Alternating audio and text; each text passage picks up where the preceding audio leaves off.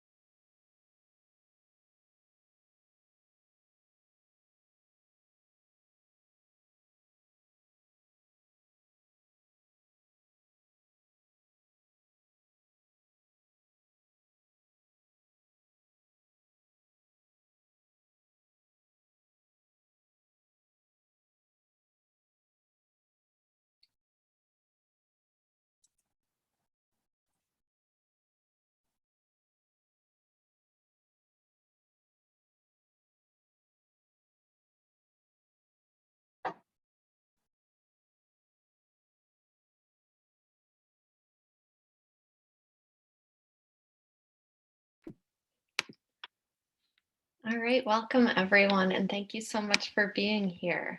You are at the fourth of 4 data town halls. We have been working through the winter and now into the first days of spring to illuminate the realities of the police department data that we received from the Dearborn Police Department. So we started with a data overview. From there, we talked about calls for service. We talked about citations.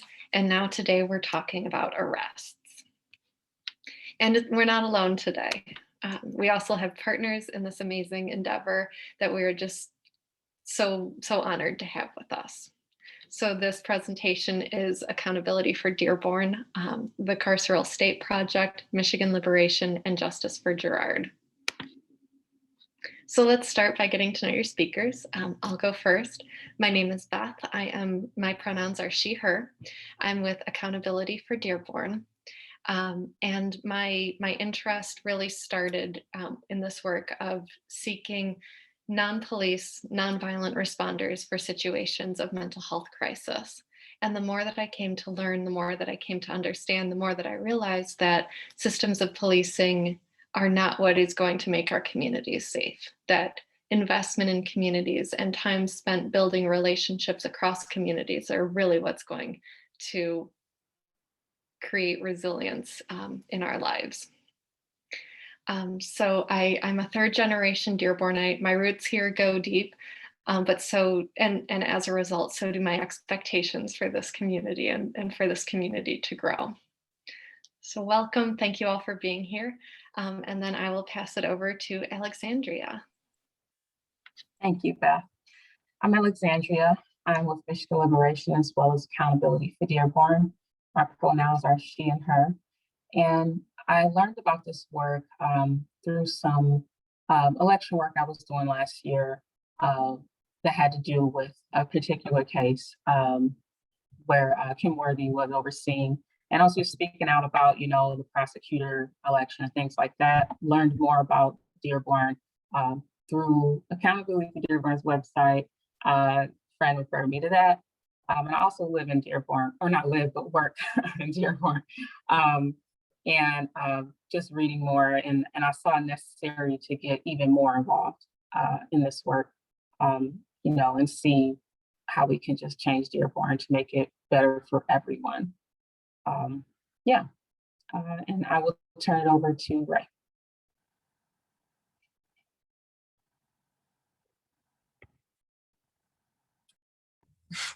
Hey everyone, my name is Ray Lanier. I go by she and her pronouns, and I'm the Wayne County Director for Michigan Liberation. I've been doing criminal justice work going on 3 years now, but been organizing for 7. And ended up here because I realized that all roads lead to the criminal legal system. I learned how easily it is to become a criminal, how our definition of criminality is just, it's misaligned. And yep, a little bit about me. Lifelong Wayne County resident, lived all over Wayne County, still in Wayne County, and really honored to be here and to talk about what does it look like after arrest and citation. I'll go ahead and pass it over to the next person. Is that me? I guess that's me. Okay. My name's David. I use he, him pronouns. I'm a PhD candidate in the history department at the University of Michigan. I'm also a researcher with the Carceral State Project. I come to this work as both an academic and a teacher, and also an abolitionist and an organizer. So I'm really excited for this conversation. And I'll pass it on to Allie. Thanks, David. I'm Allie. I'm also a PhD. I'm a PhD student in the history department at University of Michigan, and part of the Carceral State Project as well. And like David, I come to this work as a teacher and a student and an abolitionist, and I'm excited to be here and learn from and with you all.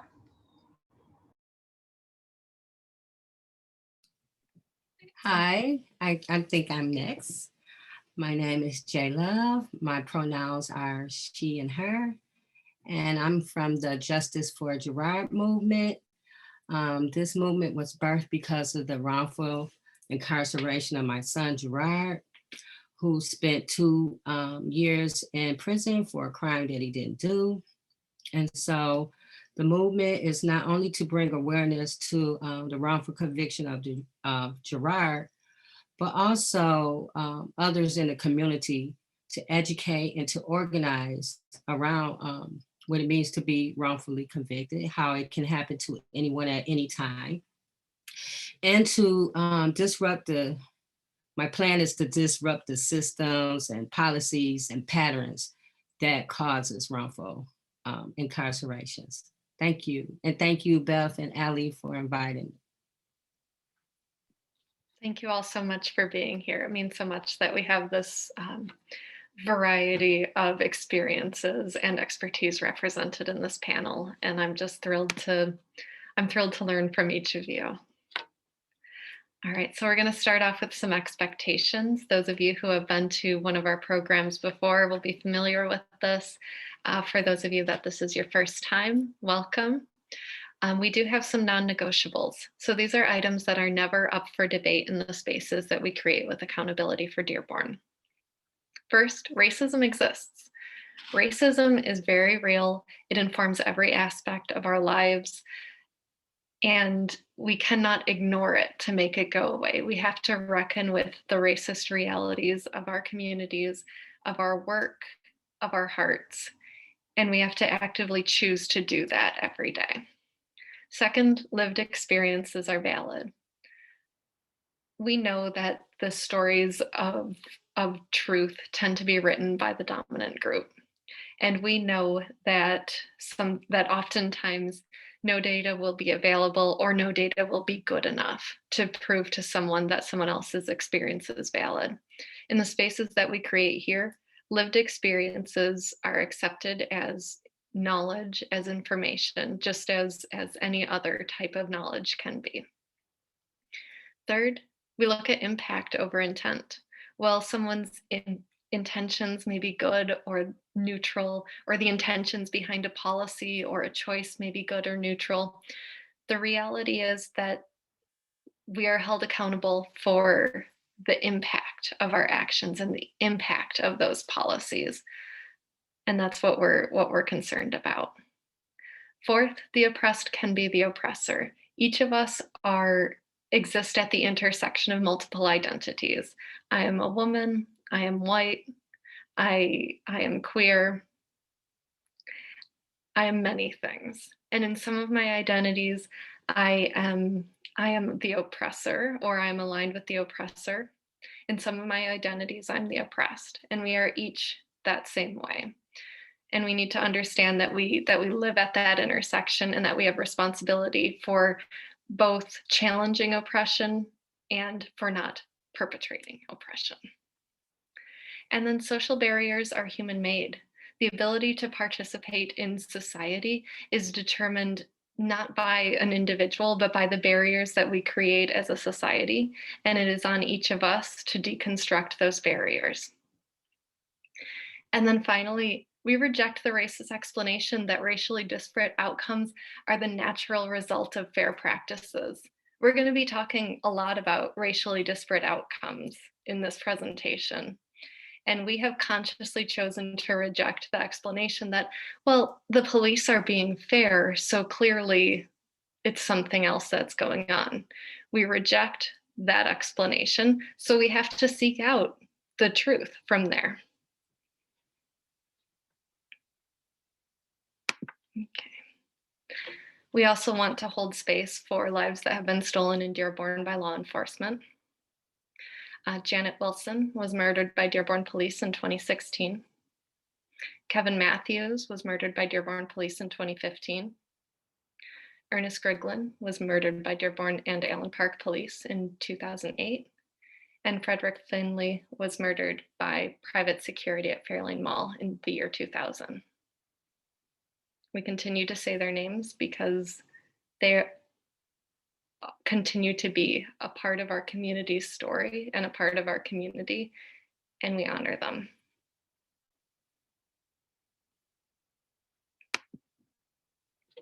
Today, we're going to be covering some really important topics. So each of us, each organization represented here today is going to be covering some really important knowledge. Accountability for Dearborn. Me, as part of Accountability for Dearborn, will be talking about the Dearborn Police Department's arrest data. Justice for Gerard is going to talk about racial profiling, false accusations, and arrests, and how that all plays into this broader conversation of incarceration. Michigan Liberation is going to be talking to us about the racist consequences of cash bail and cash bail alternatives. And the Carceral State Project will be talking about the histories of race, space, and reform in Michigan and beyond. So stick around, good stuff. So let's get started with that police department data. So starting with what is an arrest, and I think we all know what an arrest is, but just so we know what definition we're working with. Arrests occur when a law enforcement officer takes a subject into custody. So as soon as you are no longer legally allowed to walk away from that police officer, that's considered an arrest. It's important to note that in Dearborn, there are private security companies that are authorized to conduct arrests in Dearborn. So the Fairlane Mall security is able to detain an individual, and that counts into the arrest numbers that we received. So the arrest numbers that we received reflect both arrests conducted by the Dearborn Police Department and arrests conducted by these private security firms.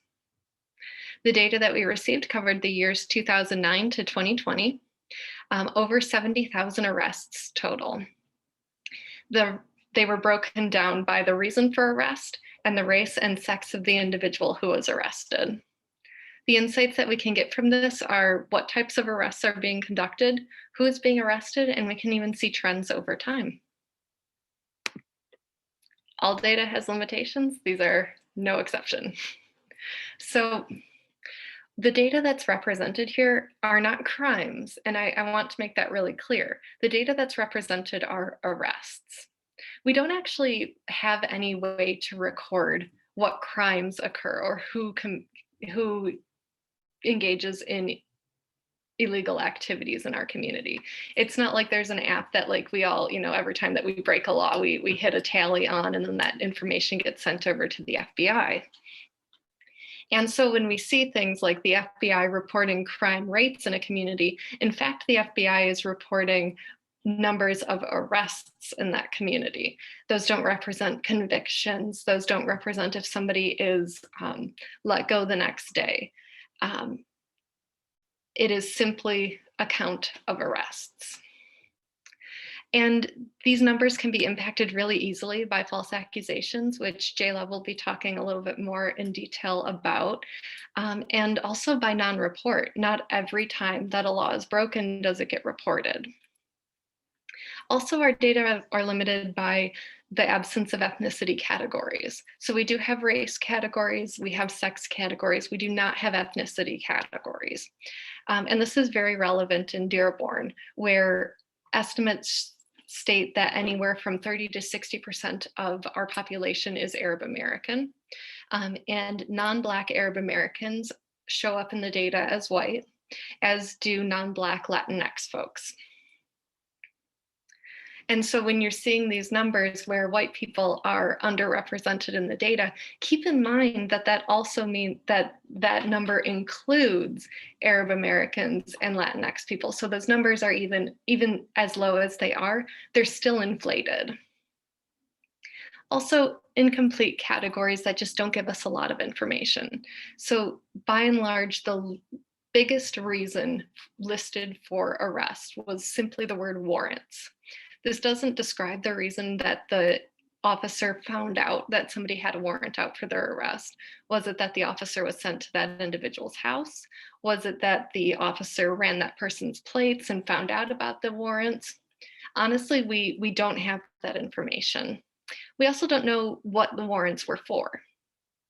We know from a white paper from the Detroit Justice Center in collaboration with Michigan Liberation that very often warrants are written for reasons of someone wasn't able to make it to a court date or wasn't able to pay a fine. So we want to challenge this notion that that we get from our police department that people are arrested for having warrants because they're a criminal, when in reality, they're probably just somebody who couldn't make his court date or couldn't pay a fine. Other categories that didn't give us very much information were things like non-criminal complaints or miscellaneous complaints, which simply didn't give more information than that. And I personally was kind of concerned about the number of arrests for non-criminal complaints. Despite all of those limitations, we were still able to conduct an analysis. So we had some a priori codes that are provided to us.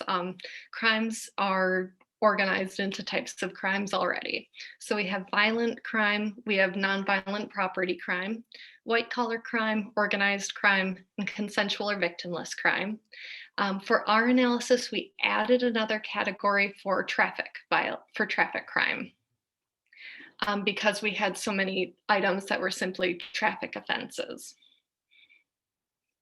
The variables that we were working with were the race of the person who was arrested and their gender. And then the results that we got showed us comparisons across types of arrest and the variables of interest. And our findings overview. First, 2020, as we all already know, was a year unlike any other. It shows up in the data. We see Black people are overrepresented. We see white people, especially white classified women, are underrepresented. We see that very few arrests are the result of interpersonal violence. And we see that most arrests are conducted by the Border Crimes Initiative team. So the 2020 effect. We see that 2016, 2017, 2018, 2019, we see a pretty consistent number of arrests across each year, around 6,000. And we see that the categories, there's a little fluctuation. For example, the category for substances drops pretty significantly after the decriminalization of recreational marijuana. But for the most part, things remain the same across categories. And then 2020 looks like it, I don't know, had its head chopped off. The reality is that police departments were less active, but the other reality we know is that the Michigan Secretary of State office, Secretary of State offices were difficult to get an appointment with. So the governor issued an executive order which restricted plate violations, or which restricted how many plate violations of certain types could be issued, which meant that the reason that people were arrested shrunk.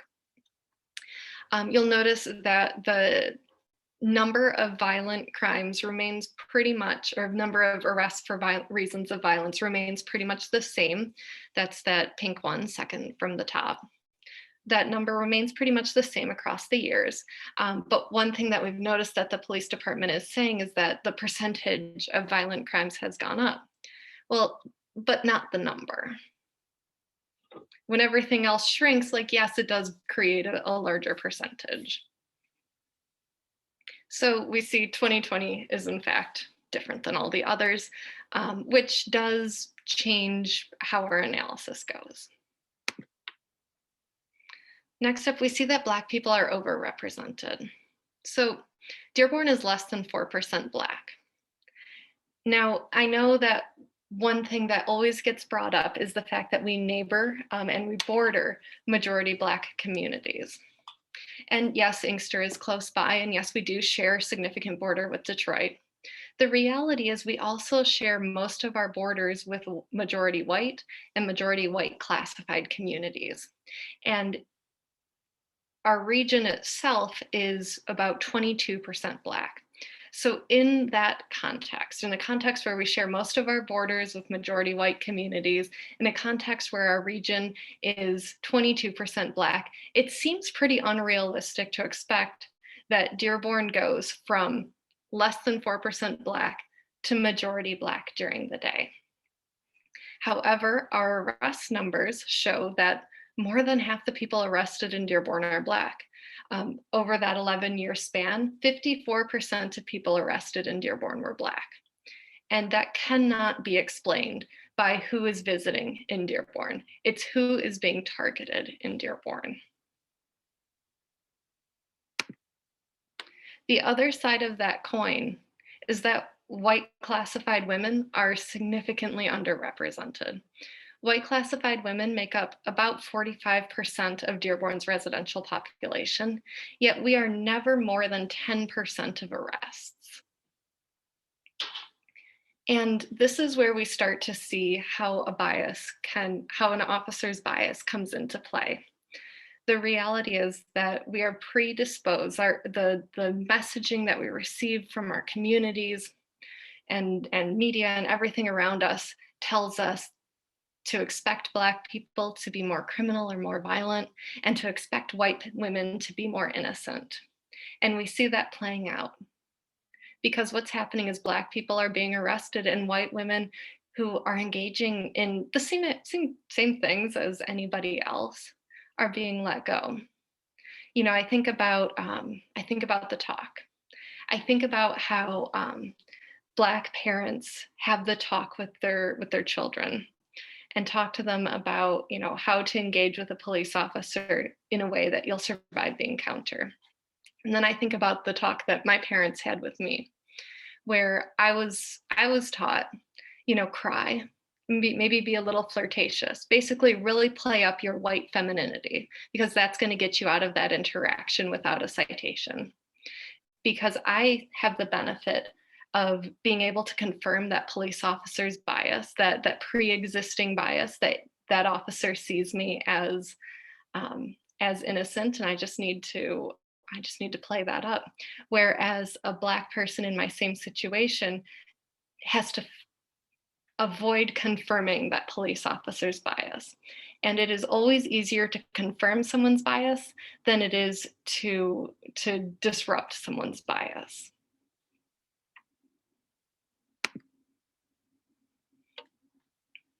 Another pattern that we saw was that more Black people are arrested in Dearborn than live in Dearborn. Or I should say that there are more arrests of Black people in Dearborn than there are Black people who live in Dearborn. So each year we saw 31 to 3,500, well, 32 to 3,500 arrests of Black people in Dearborn. And Dearborn's Black population is right around 3,100. And the reality is, this continues to demonstrate that Black visitors are being targeted by our police department. And we know by whom. We know that we have a team that up until this past few months was called the Border Crimes Initiative Team. It's now called the TAC unit, but its mission is the same, its purpose is the same. It's high visibility, directed patrols, proactive traffic enforcement, street investigations, and arrests. That is the reason that this border crimes team exists. And they were responsible for 73% of arrests in Dearborn in 2019. This is where the numbers are coming from. And now you can say, well, you just told me that Dearborn borders many communities. Well, we can look back and see that the Border Crimes Initiative Team's origin is our shared border with Detroit's Southwest District, the police department Southwest District, which is along Tireman and then down the eastern border to the south end. And you can see in this population dot map, for if you're not familiar with this map, the blue dots are white classified people based on census numbers, and the green dots are Black people.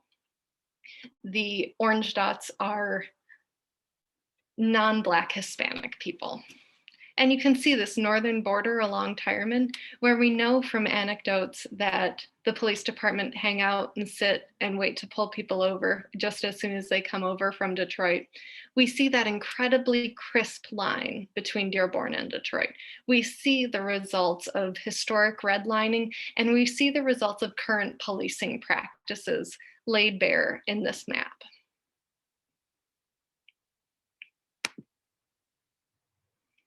And then finally, I want to talk about the reasons that arrests are happening. So one of the responses that we get when we want to talk about diminishing the police department, diminishing our police force is, what are you going to do when there's violence? And the reality is, the police are not spending their time addressing situations of interpersonal violence. We found that a quarter of the time it was warrants. That was the only reason given.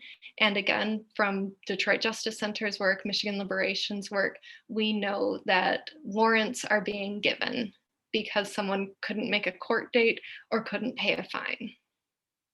Traffic violations, and then property. And I want to talk a little bit about the property chunk of this pie, because in Dearborn in 2015, our police chief made the decision to switch from issuing citations for shoplifting to arresting people for shoplifting and holding them on a $500 bond. That property sliver does not need to be that big. I know at a press conference in December, the Dearborn chief of police said, well, those arrests are being conducted by private security companies, so we have nothing to do with who gets arrested. It is the department's policy that causes people to be arrested. We see substances as 12% of the data, so drug use. And again, as time has gone on, that's gotten smaller. And what we see is that only 10% of our arrests are made for situations of interpersonal violence. The other 90% of the time, the police are not interacting with violent individuals. Okay. So I'm going to turn it over next to Alexandria, who's going to be facilitating two discussions. The first one is going to be with Jay Love with the Justice for Gerard movement. And they're going to be talking about racial profiling, false accusations, and arrests. And then next we'll hear a similar conversation between Alexandria and Ray. Thank you so much. Okay, so Jay, could you tell us a little bit about the Justice for Gerard movement and your experiences in Dearborn? Okay, so the Justice for Gerard movement was created because Gerard was arrested of a crime that he didn't do, innocent and convicted of a crime he didn't do. So because of that, and my experience with being falsely accused, I know I had to go beyond just living with the fact that he was wrongfully incarcerated. I had to, speak it and try to advocate for him. So I can tell you what happened to me in Dearborn. I worked in Dearborn for years at Fairlane Mall. So when I was listening to Beth, I know a lot about the police perimeters, being around the perimeters of Fairlane Mall in Dearborn, because I witnessed countless times people pulling over, just leaving the mall. However, on this occasion, I was just going to a familiar store that I always go into, and walked inside the store, and maybe was in there 2 or 3 minutes, and I received a tap on my shoulder. I turned around, it was Dearborn police pointing guns in my face. So, of course, I was shocked. I just walked in the store, had no clue what's going on. I'm thinking they got the wrong person. So they take my purse, they grab me by the arm, start patting me down, and took me outside, and immediately started telling me to tell them what I did. Okay, what I did was leave the house and come to the store. But they went on and on trying to get me to tell them what I did, until they started saying, if you don't tell us what you did, it's not going to go easy for it. So at this point, I'm confused, and I'm almost in tears because I can't believe this is happening. And one of the officers said that, what happened was a lady who I fit the description of, put a knife on another woman in the store, a white woman in the store, at a different store I hadn't been in. So the only description that I got from them was a Black lady. They didn't say, no height, weight, nothing, but only thing, Black lady. So, it was really, they tried to get into my vehicle. They was just doing the most. And they kept saying, when this lady pulls up, if it's you, it's going to go bad for you. So when the lady pulled up and she said, no, I wasn't a person, I was so upset. And so they said to me, well, wouldn't you want this to happen if it was you? Would you want us to go aggressive and try to find out if this happened to you? And I said, no, I wouldn't want you to go just accusing any person of pulling a knife on somebody and harassing them like you just did me. So basically, the officer who was the most aggressive out of the group, he told me, well, if you have a problem, you can, go to the station and talk to them. So, and just left. As quick as it happened, they just left me there like nothing happened. I'm just standing there in shock. So when my son called me and said to me what was happening to him, he was accused of robbing somebody and he didn't do it. That day is like that trauma, that feeling came over me all over again. So I know I had to go hard for him because, I know how easy it can happen. He fit a description. What was the description that Gerard fit? Black male, thin built, braids. That's it. And I'm thinking, how many Black men feel that description? Thin built, braids, facial hair. So, like Beth was saying earlier, as a Black parent, we have these talks with our sons. And, when they were younger, I didn't, I thought my daughter would be safer. But you have to have that conversation with your daughter as well. You got to tell them don't have too many people in the car. Don't drive with your hood on. Don't have your music too loud. When they ask you if you get pulled over, you need to, give them your information.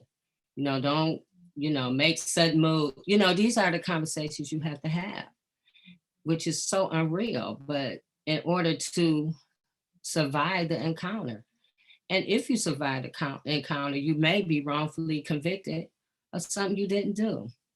So from that experience, it pushed me to birth the Justice for Gerard movement, because I just wanted to educate the community how these things happen so easily.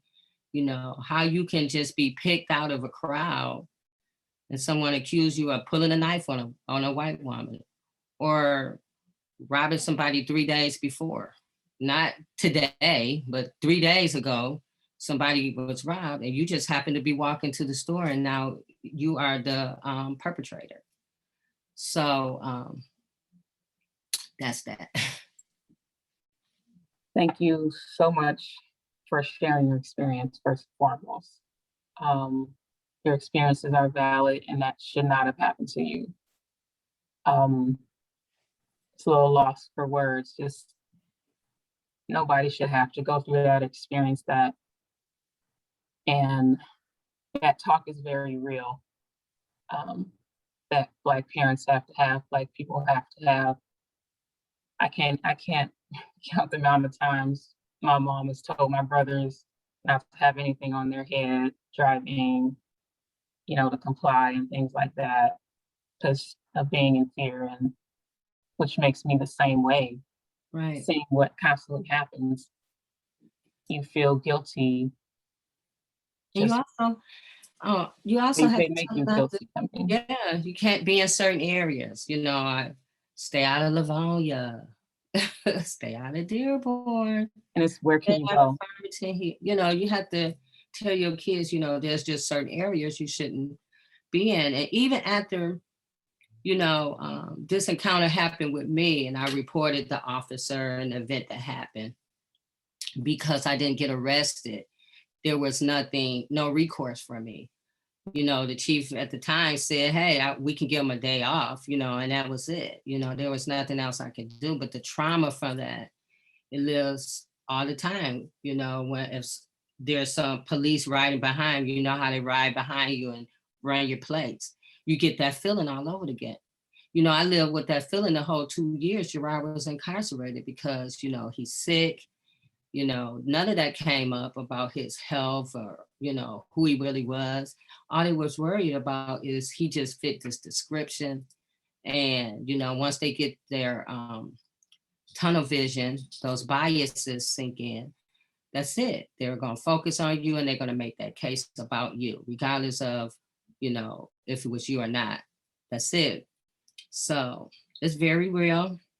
And that's why, you along myself and others, we come on every Friday on turning a moment into a movement and discuss, how these things happen. And we're going to each detail of it, because we need to really educate ourselves.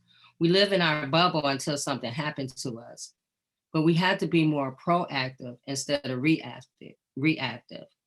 And not just live in a bubble, but understand why these things happen, so we can work on policies and things to prevent these things from happening.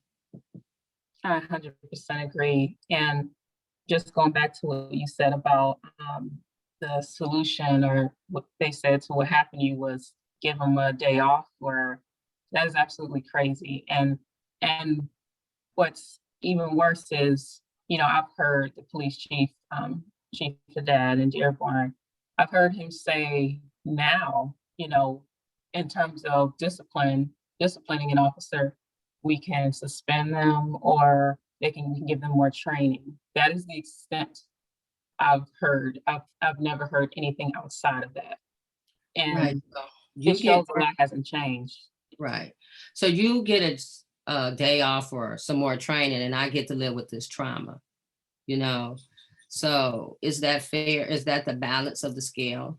Gerard was innocent. He went to prison. And so now he's, decompressing it now that he's home. And he has to live with the trauma of being somewhere that he wasn't supposed to be. How I had to advocate for his health care because it was so bad. The inside, I was listening to, you remember when they invaded the Capitol, and the white guy he had to have organic food, and so they made sure he had organic food and everything. Well, Gerard has Crohn's disease and he needed certain food. And when we was advocating just for him to get, liquid food, the first thing they said, hey, this is prison. And unless, this is about religion or something, he has to eat what everyone else eats. So within a month or two of being there, he lost over 40 pounds, could barely walk.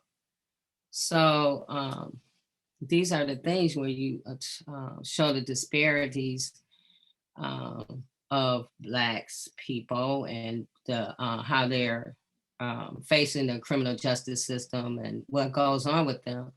You sit back and you just shake your head. This guy wants organic food. My son's in there. He can't even get, he can barely get his infusion to maintain his health unless I'm calling or I'm contacting somebody in Lansing or something like that to help me advocate for my son. He'll be in there sick and not able to walk, where this guy wants organic food and a judge made it happen. So Yes, yeah. Yeah, the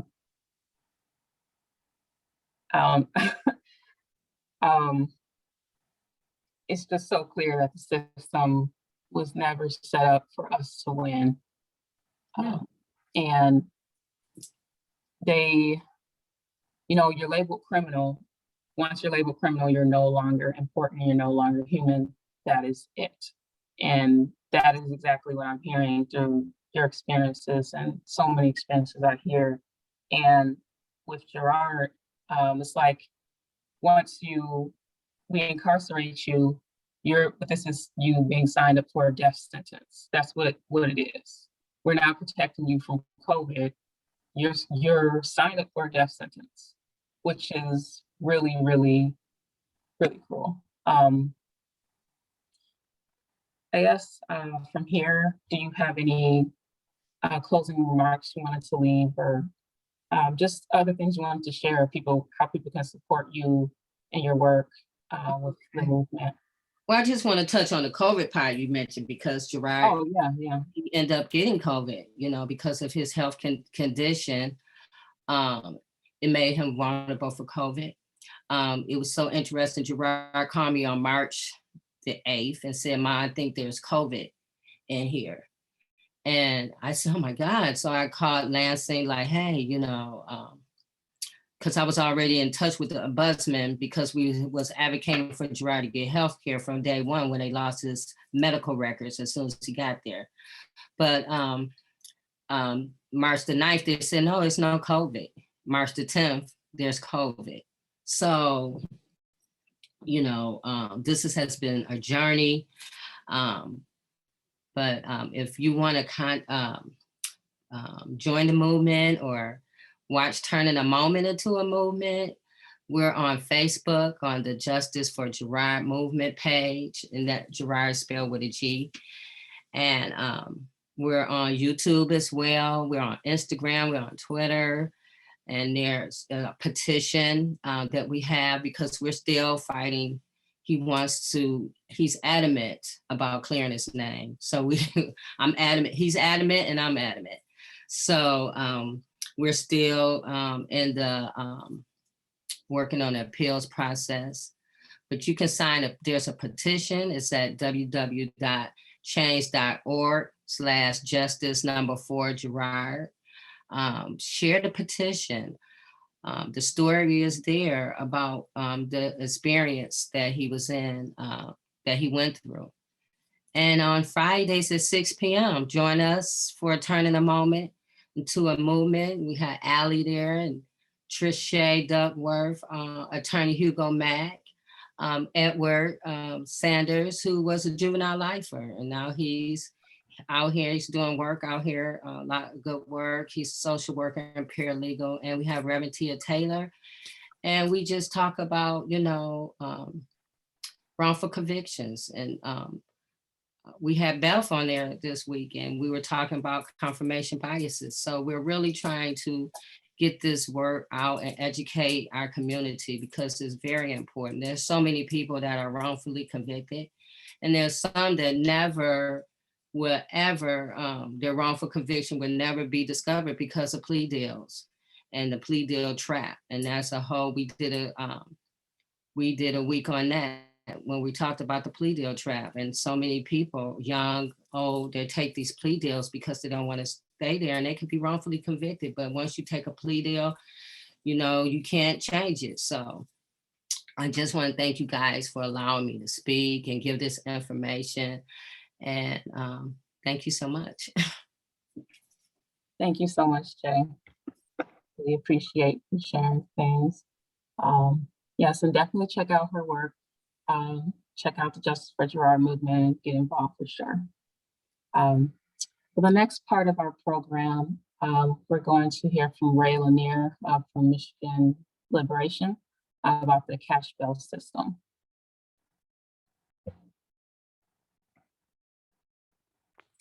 Hello.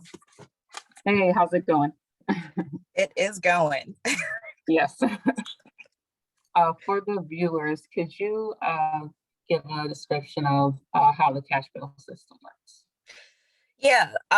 So cash bail is essentially like a promise or a contract that's made between the person who has been, you know, alleged of a crime and the court system. And basically that promise is that you will take your freedom and you will follow whatever court, you know, conditions that they give you. And most importantly, that you will return back to your court date. That is what bond is. But when we start to talk about cash bail, that's one of the many ways that bond is manifested, right? So sometimes a court will ask for money for you to make this promise. And that's where you have cash bail start to come in. It gets a lot more complicated when you start to talk about things like interim bonds. Interim bonds are what happen when there isn't a judge or a magistrate present. And let's say you missed your previous court date, you broke your promise, and they've issued a warrant. That's already going to have a monetary bail that's set for your bond. Or it could be the police just arrest you, and again, there's not a judge or anyone available. And what's problematic with things like interim bonds and even cash bail is that these people have not had their day in court. And so when you talk about what bail is supposed to be, which is supposed to take into account what your financial situation is. Can you afford, you know, the bail that they're setting? Or, you know, what your record has been. Interim bond and cash bond do not allow for these type of considerations. And you see folks being criminalized without having their day in court.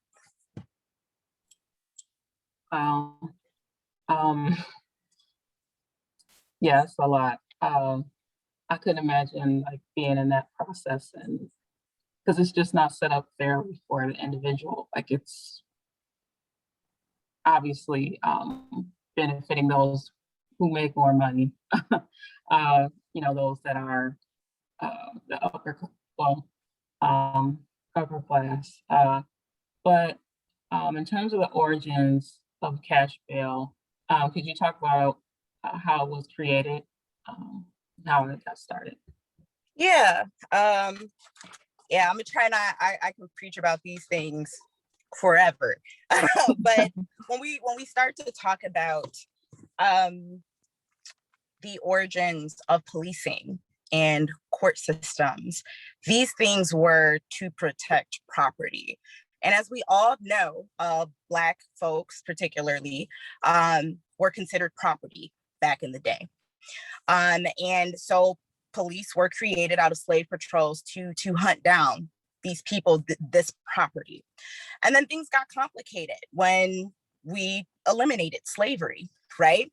And it was like, well, wow, how am I going to, you know, make it easier, you know, to trap these people who are formerly known as property, people who I still, in my mind, think of as property. Boom.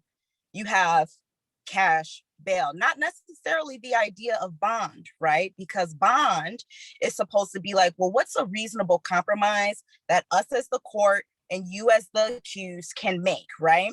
That doesn't require money. You can get a personal bond where it's just like, we got an understanding and I'll see you at your court date.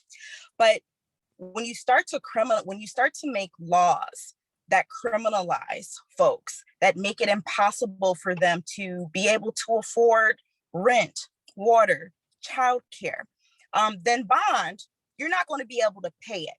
And that means you're going to go to jail. And that means that they're going to make money because you have to pay rent in jail. They're also going to make money because they're getting free labor out of you in jail, right? And also, let's just keep it real. Like, we are not learning about the origins of bail or the difference between bond and cash bail in our schools. And so you have folks who have been socialized to believe that when the police tell me, when the judge tells me that I have to pay this money to be free, you're going to pay it instead of doing what's actually supposed to be happening in the courtroom, which is an adversarial process. Hey, you're asking me to pay $500, but I didn't have $30 to pay my fix-it ticket. This is unreasonable. If I miss a day of work, my custody of my kids, that's going to be called into question. My rent is due tomorrow. Now I'm homeless, right? And you need a place, you need an address when you're bailed out of jail. You know, my job is going to fire me. And what they say is, well, tough luck, like you should have been a law-abiding citizen. But they don't realize that as they're trying to exercise the law, that you're criminalizing people. And it gets back to my earlier point of when we talk about, oh, that person's a criminal. A lot of people don't realize it's very easy to become a criminal. You could not pay, you could not have enough money to fix your taillight, spend 24 hours in jail. And without your day in court, now you're a criminal. You're stigmatized. You have to figure out how to make $1 out of 15 cents. And you wonder why in communities that don't have resources that you see increased crime. Well, families have to make it happen for their families. And at the root of this is this misunderstanding of bail, or rather of bond, and why cash bail really is an oppressive, ineffective tool that's used to oppress Black and Brown communities. Absolutely. It's, absolutely harming Black and Brown communities. I guess the one thing that really stuck out to me that you said is how easy it is to become a criminal. And considering, policing poverty is a very popular thing in the Dearborn Police Department, I just really see how badly that affects us. Poverty always links back to Black people. And I know there's like certain places that have alternatives to this, stopping this cycle. Can you speak about any alternatives that you would suggest, or anything Michigan Liberation might be doing to address this? Yeah, for sure. So one, I just have to say that there has been a burgeoning wave of progressive prosecutors. I use the air quotes because they're still a prosecutor. They still have to work within the system. And as an abolitionist, I'm fighting for a day when all of that becomes irrelevant. But some of these folks are trying to step in an ally space.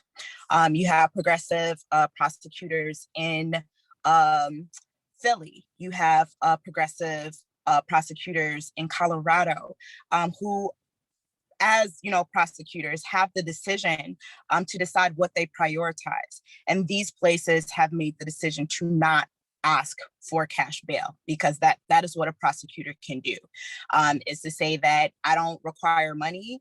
I expect you to be back in court because I'm not going to add to increased criminalization of poverty, which helps a lot.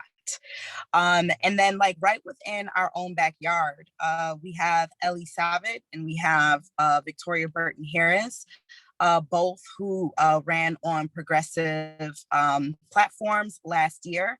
Ellie won, Victoria did not, but she did secure 40% of the Wayne County voting electorate. And that translates to about 200,000 folks who want to defund the police, who want an end to cash bail. They have teamed up in Washtenaw County, and I like to think of it as like a test kitchen, where we're putting some of these progressive asks and principles to test, and they are not seeking cash bail, among other super progressive things. They are working really hard to, keep that promise to the people.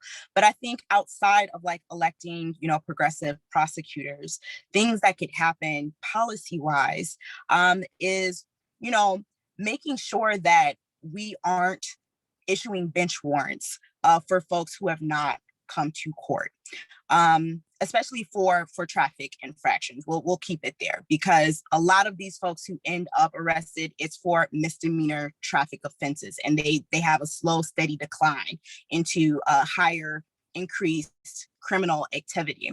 And then, increasing walk-in dates, not making what we call like pay or stay. So typically you may have a court case, and in Detroit, they'll tell you it's a cash court. If you don't have any money, you are not allowed to go to the judge and say that you have any money without facing arrest. These are just a few things that can happen. And then as far as Michigan Liberation is concerned, we operate a bail fund. It started with Black mothers, because they are the up and coming increased group of folks who are being criminalized.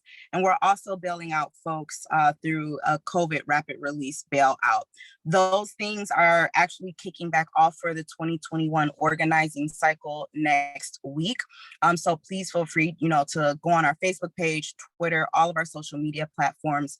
And if you don't have time, you're always free to donate at myliberation.org. Thank you very much, Ray.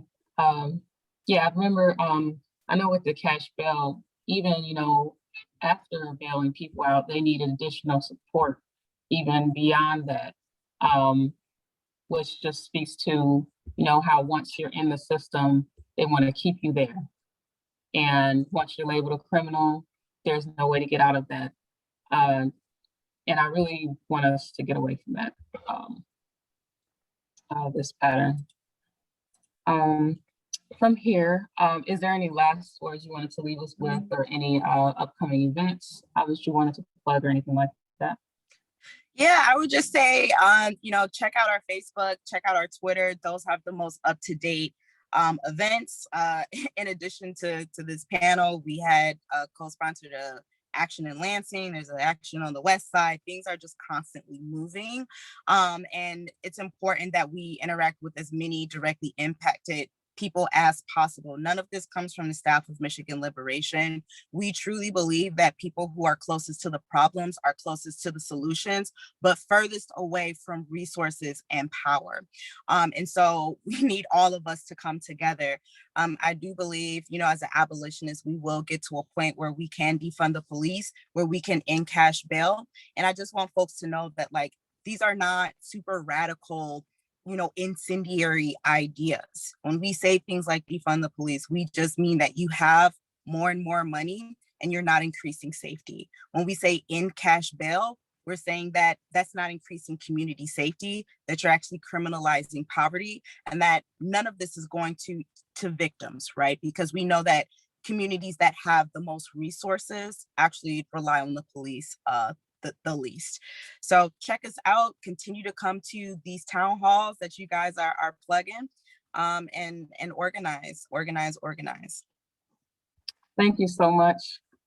And I also wanted to just mention as well, if anyone's interested in looking more into Eli Salvin and Victoria Burton's work, there is an event on the 23rd coming up that it's a series on a Philadelphia district attorney, where they are someone trying to change things, change the system, and they receive pushback, and it highlights that. But there will also be a panel after with activists from Michigan Liberation, as well as Eli Savit and Victoria Burton.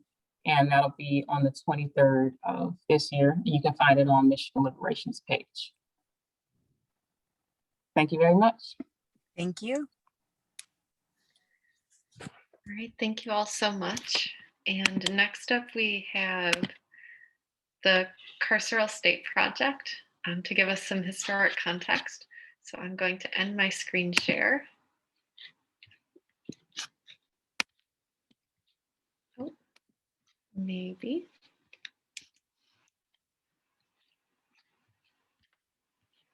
My computer is having a moment. Sorry.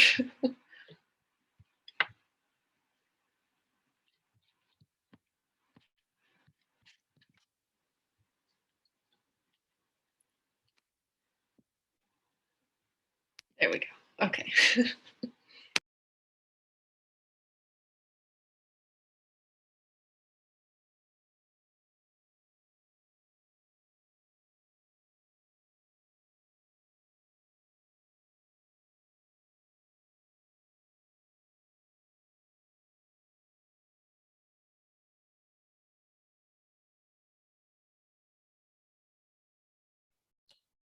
All right, so this has been so wonderful, and I'm already learning so much and taking vigorous notes, and this has been wonderful. So thanks for Beth and Accountability for Dearborn for inviting us to be a part of this. Again, I'm David Helps. I use he him pronouns.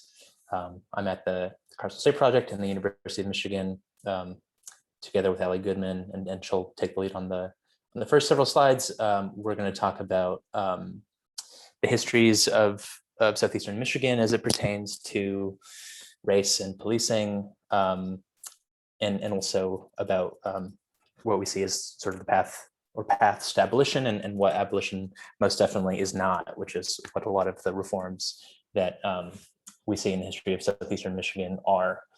I'll let Allie take it away, and let's see if I can make this slide change. There we go.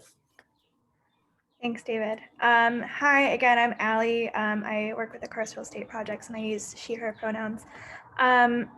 So how do we define the carceral state? I think we've already begun to hear just some really wonderful definitions, and to hear that it does include so much more than jails and prisons.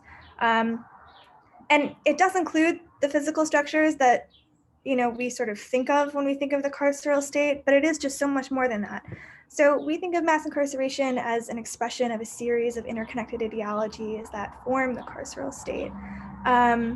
So these ideologies include racism and white supremacy, and it also includes the cultural and political reverence for example, police. So the idea that one of the most popular shows on TV is Cops, and I say is because it was briefly canceled this past summer, but it's something that was re-upped this October. And it's a show that profits from showing just the worst moments in people's lives. So we shouldn't think of the carceral state as only jails and prisons and other forms of coercive containment. The carceral state includes these things, but it's not those things alone. And on this slide, I say that the carceral state requires our participation, and I mean this in two ways. So first, due to both a perceived and manifested lack of alternatives, we often feel like there isn't another option. Like our society needs prisons and jails and police, which just isn't true. And second, we can begin to dismantle this system by seeking out alternatives to incarceration. So seeking out alternatives to calling the police, and seeking out alternatives to everyday forms of criminalization, because the truth is this organism feeds on our participation. And then criminalization refers to processes that treat somebody or a group of people as though they are criminals, even if their actions aren't definitionally illegal. So criminalization also operates through laws and policies that render particular conditions stigmatized and illegal, such as mental health, drug use, and undocumented status, which makes law enforcement, rather than community-based public health organizations, for example, the frontline responders. David, can you go to the next slide? Thanks. So in our everyday use of language, we can legitimize and reinforce patently false narratives about crime, not only in our uncritical reiteration of statistics, which happens all the time, as we learned, but also in loaded phrases that reinforce criminalization. So I'm talking about especially words like thug, delinquent, criminal, felon, convict, These terms reduce people to a single trait that may be just fully inaccurate, and also reflects just draconian attitudes about personhood within the carceral society. So if we self-consciously adjust how we talk about people who are involved with the criminal legal system, we begin to self-consciously reflect on what that involvement really means. Consider that we're talking about people, right? So adjust the words, adjust the mindset. Next slide, please. So there's a few misconceptions that we hope to dismantle. The first is that the carceral state mostly includes people in jails and prisons, and that most people under coercive containment are in prisons and jails, which is not true. So we take a broad definition of carcerality to understand that, in fact, the carceral state includes incarcerated people's friends and families, their communities, everyday systems of policing and surveillance, and a broad array of interactions and practices that feed into the carceral system. So, for example, the school to prison pipeline is one of them. And if you look at this pie chart, correctional control is so much more than jails. Next slide, please. So as you can see, most people under coercive control are not in correctional facilities, but are either on probation or parole. So it's community supervision programs. 2/3 of people on parole experience reincarceration due to technical violations. So it's often unreasonably difficult to navigate parole in particular, as the list of conditions often includes prohibition of perfectly legal activity, limiting movement. So for example, people might not be allowed into public housing. And we hear stories about parole officers imposing absolutely unreasonable meeting times that conflict with work schedules, which makes it paradoxically difficult to keep a job, because often, one of the stipulations that you have to keep and hold a job. So a lot of people view probation and parole as alternatives to the carceral state, but actually they're some of the most common mechanisms of the carceral state. Community supervision is a mixed bag in terms of the response to it as well. So hardliners will argue that prohibition and parole make communities less safe, while some reformers feel that they're important methods of decarceration to limit overcrowding in prisons. Radical critics, or I guess just like critics who sort of understand this information, will argue that probation and parole extend the arms of state surveillance into marginalized and especially non-white communities. And we hear a lot about public safety in these kinds of conversations, but arguments about public safety hinge on an understanding of what public it is that officials hope to make more safe. And there's little evidence that decarceration leads to spikes in crime. So even recent statistics that were released by the New York Police Department the New York City Police Department, alleging that ending cash bail for nonviolent misdemeanors led to crime waves were since found to be doctored. So those aren't real. Next slide, please. Thanks. So we also hear a lot about presidents or opening or closing or repurposing federal prisons, especially recently, President Biden terminated federal contracts with private prisons. So this is an important symbolic step, but federal prisons make up a relatively small percentage of prisons that people go to, and private federal prisons even less so. Really, state policy drives mass incarceration, but it's incentivized through federal grant programs. So looking at prisons as the manifestation of federal involvement in carceral state isn't really right. Next slide, please. So you can see on this graph that private prisons are a pretty small proportion of the pie, but again, this graph reaffirms that most people who are being held are held in state and local, or state prisons and local jails. So that's the orange and the green slices. Thanks.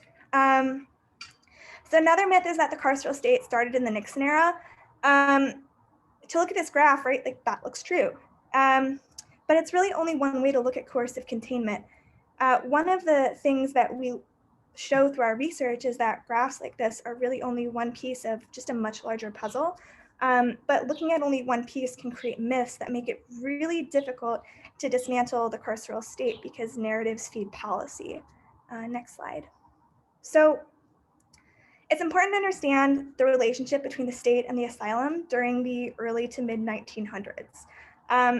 During that period, new science emerged that taught people to think differently about the way that people's minds work, which creates some really great stuff, like, for example, the recent movement to normalize therapy. But at the same time that psychiatry and psychology emerged, so too did these new psychopathic hospitals, and I use air quotes intentionally.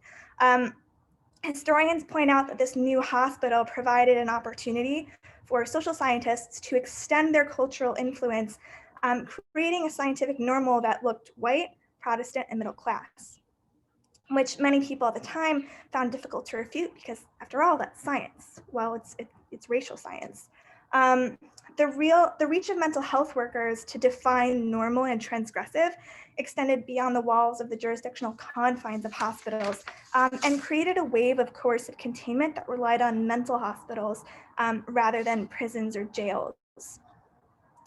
Officers of the state often criminalized and incarcerated people in this alternative form of prison for what we would now think of as transgressive behavior. So this would include women who sought abortions, people who were hysterical, which is of course a gendered term, those who identified as gay, women who engaged in premarital or extramarital sex, and people who were termed, quote, feeble-minded. In an era when racist ideologies worked hand in hand with pseudoscience, the discretionary category of feeble-minded was primarily imposed on poor and non-white people and implies genetically inherited criminality based on a perceived lack of mental or social acuity. So what I'm gesturing at here is eugenics and a eugenic outlook, which goes beyond sterilization. It's an idea that's codified into law, in some cases until the 1970s, that directs who should and shouldn't procreate, who can and can't provide care, and what progress looks like. And it's used both as an instrument of white supremacy and to uphold white supremacy. Now, this isn't to say that prisons, jails, and the crime framing were irrelevant during this era. The FBI, for example, in the 1930s, was particularly concerned with people like John Dillinger and the so-called desperados who robbed banks during the Great Depression. So there's a historical significance to the social construction of the most concerning crime of any given period. So it makes sense that during the Great Depression, the FBI was really concerned with bank robbing. Another similar example is that in the 1950s, following the film Rebel Without a Cause and the Broadway musical West Side Story, the federal government became concerned with knife fights and juvenile delinquency, and in fact cited the film in congressional hearings and ultimately banned switchblades. Next slide. So these are maps from Chicago in the late 20s and 30s, and this is a relevant depiction of how criminalization works based on race, class, and occupied space. These maps are old and from a different space, but the processes I'm about to describe have really persevered and adapted in ways that Beth already has described for you. So the purple outlined area is Bronzeville, which is a predominantly Black neighborhood in Chicago. The outlined green area is Westtown, which includes Noble Square in the right corner, a predominantly Polish Catholic neighborhood. So you can see a disproportionately high number of juvenile homes under surveillance in Noble Square on map B, so the dots. But in map A, Westtown has a relatively low rate of detained juveniles sent to the court system, even though map B shows a high rate of interaction with police. This means that a relatively large proportion of children in Westtown, which is again a Catholic immigrant community, encountered police but were handled informally or released to their parents. By contrast, Bronzeville has a lower rate, though not lower overall total because it's a bigger neighborhood, of juvenile encounters with police. So you can see the dots are less dense on map B. But the authorities sent a much higher percentage of Black youth in Bronzeville into the formal juvenile system. So that's map A. This means that although police enforcement and juvenile crime occurred in both neighborhoods, social welfare workers and parents generally dealt with white children in Noble Square in Westtown, which is what we call the rehabilitative track, while juvenile authorities sent more Black children in Bronzeville directly to courts, which is the punitive track. Children and adults in both neighborhoods experienced the invasive carceral state, but the consequences differed. That led to a racial difference in statistics about crime and delinquency that didn't reflect what was actually happening on the ground. This two-track system basically functions the same way today. So things like stop and frisk versus police showing up to a party and telling everyone to go home. The question really is, where and by whom do police look for crime? Next slide, please. So I'm gonna skip a lot of what I had planned to talk about, but with regard to bail, it's good for a certain class of people, and those people are prosecutors, and it's good for the bail bond industry. So the bail bond industry is a pretty major advocate of its continued use for hopefully obvious reasons. But I want to call out one thing, which is that State Senator and bail bondsman Mike Maddock was one of the only critics of Eli Savitz's just wildly popular stance on ending cash bail. The fundamental message is that those with more resources have better outcomes. It's a system that foundationally prioritizes the needs, desires, and mobility of wealthy people and of white people. I'm going to hand it over to David.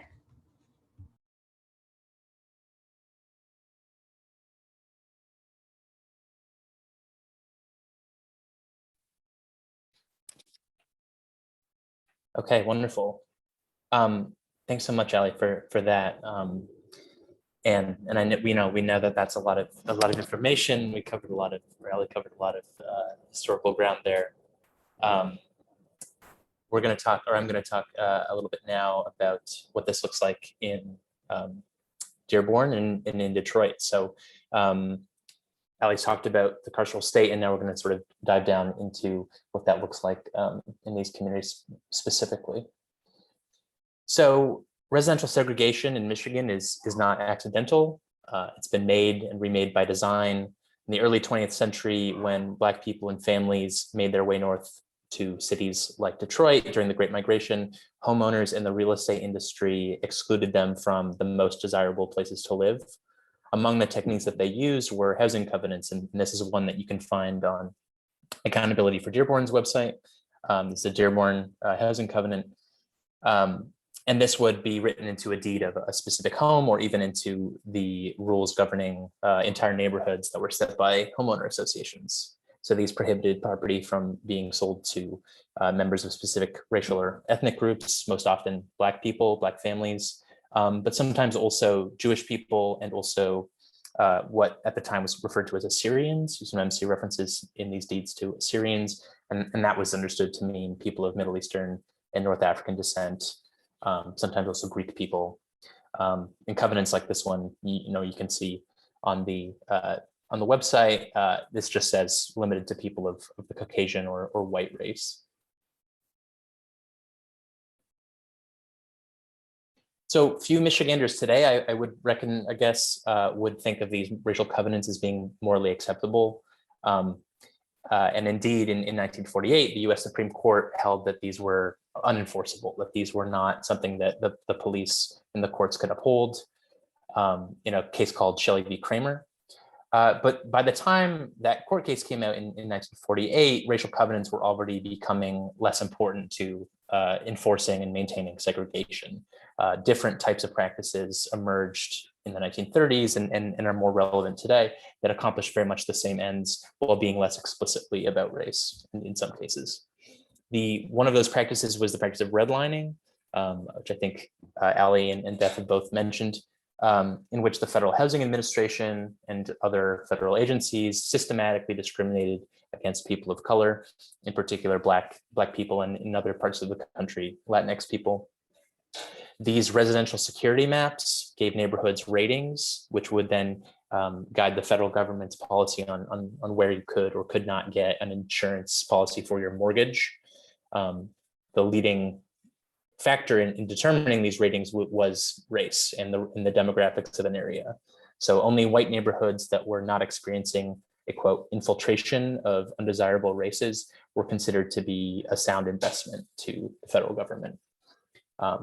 Almost every neighborhood in cities where this occurred, with even a small Black population, was given a D grade. That was the worst rating, and those neighborhoods were colored red on a map, and so that's where we get the name redlining. And this map is from a really wonderful interactive website called Mapping Inequality. You can see the URL there, and you can look up maps and specific documents like this one for cities all over the United States. So what kinds of areas received good grades, grade A's? Those would be pretty much without fail homogenous neighborhoods where non-immigrant white families had settled, where they'd purchased their homes rather than rented, and where they were able to hold down middle-class jobs or respectable working-class jobs. So here's an example from an A-grade neighborhood in Dearborn in the 1930s, and it says, a desirable neighborhood of good houses, well-located and attractively planned. The practice of redlining used explicit references to people of color, as you can see in examples like this, but it also used more coded language sometimes. So saying things like that the quality of housing stock was good or bad, or that people rented or owned, things like that that were associated with race, but might be certainly less explicitly racist than, or less explicitly about race than the racial covenants that we saw earlier. So, these policies had an enormous impact on the distribution of jobs, housing, and resources in the United States and in southeastern Michigan, especially. In other words, your ability to live in a place in which you had the things that you needed to be and to feel safe, for communities to be and to feel safe, was really impacted by this set of federal policies.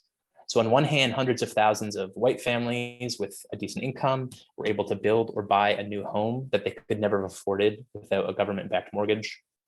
And on the other hand, racialized households struggled to access this kind of quality housing that the federal mortgage insurance program unlocked for white people. Redlining also drove white flight in this period because even white households who lived in racially integrated neighborhoods couldn't access affordable mortgages. So in this way, the logic of segregation became, more and more entrenched in the physical environment, in the banking industry, for example. And it became not only about individual minds or racial prejudice, but about law, policy, housing markets, what came to become structural racism, really. In short, the association of Black people with substandard housing, with poverty, with crime, with disorder became a sort of common sense to white Americans, that Black communities were like that just because Black people were like that, as opposed to being able to say that these were neighborhoods that sometimes suffered from these problems because they didn't have the things that they needed, because they were barred from having the things that they needed by the federal government.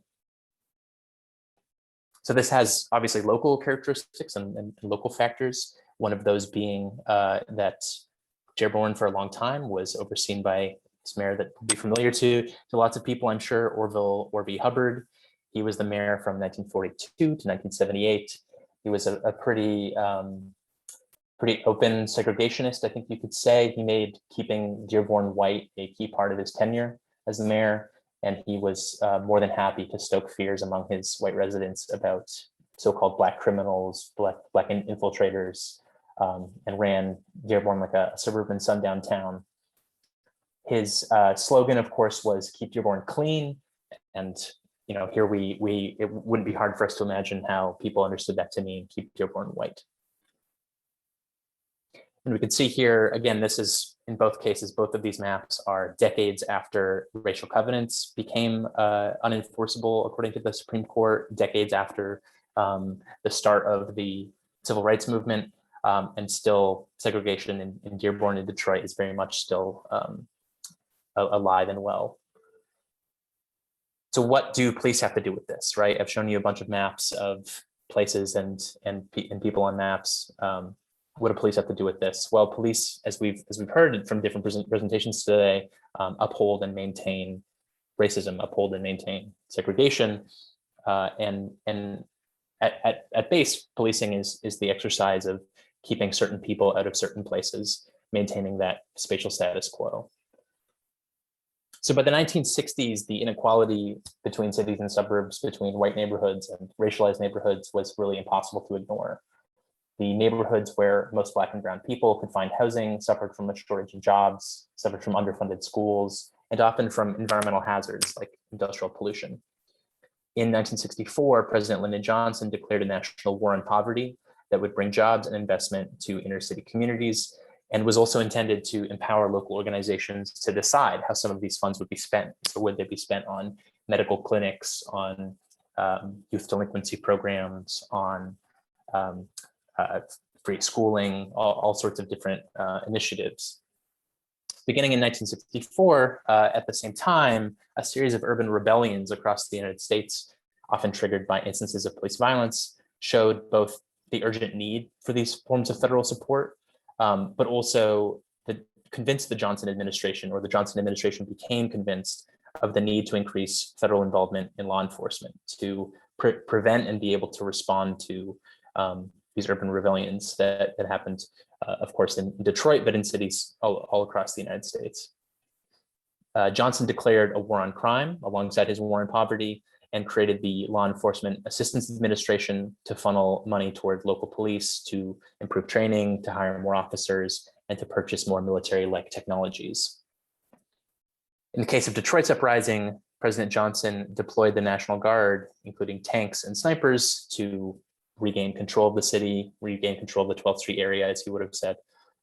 And in Dearborn, at the same time, Orby Hubbard infamously instructed his police department to shoot looters on sight. So all of the maps that we saw from Beth about the way in which the Detroit-Dearborn border is policed, that has a very long history, as you might imagine. And I think Allie will take over on this slide here. Yeah, thanks. So we hear a lot about this crime wave in the 1960s and 70s, how crime rates increased in the 1960s and 70s. Well, they did, but that's because the number of local agencies reporting arrest totals to federal agencies doubled under the LEAA, not because of some very dramatic crime wave.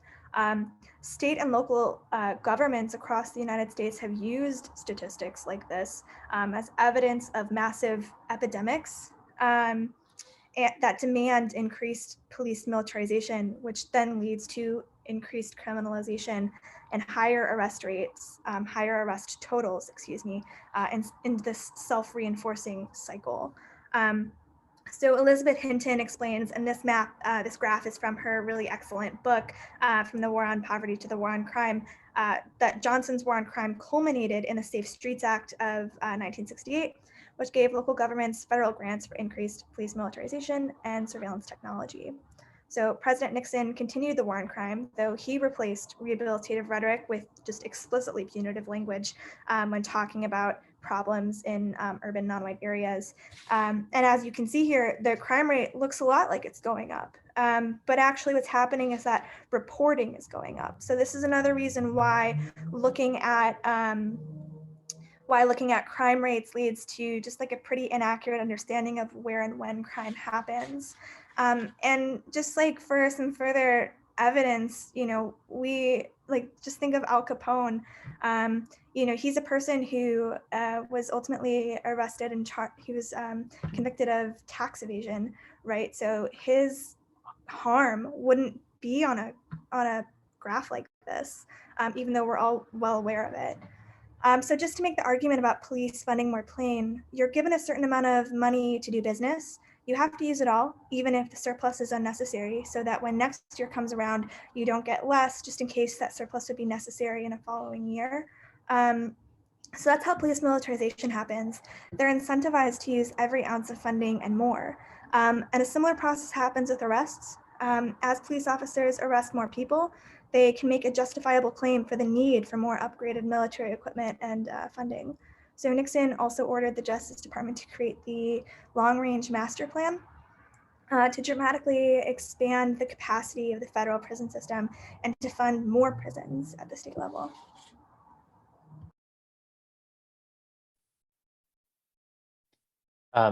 So as we said, the federal response to the 1967 rebellion in Detroit showed the ways in which, whether, as Ali said, it was Nixon in power or the liberal Lyndon Johnson in power, the end results sort of looked very similar for people in Detroit and Black people in particular. This is a trend that we can see in other contexts. So Detroit for a long time has been governed according to what historians sometimes refer to as law and order liberalism or liberal law and order.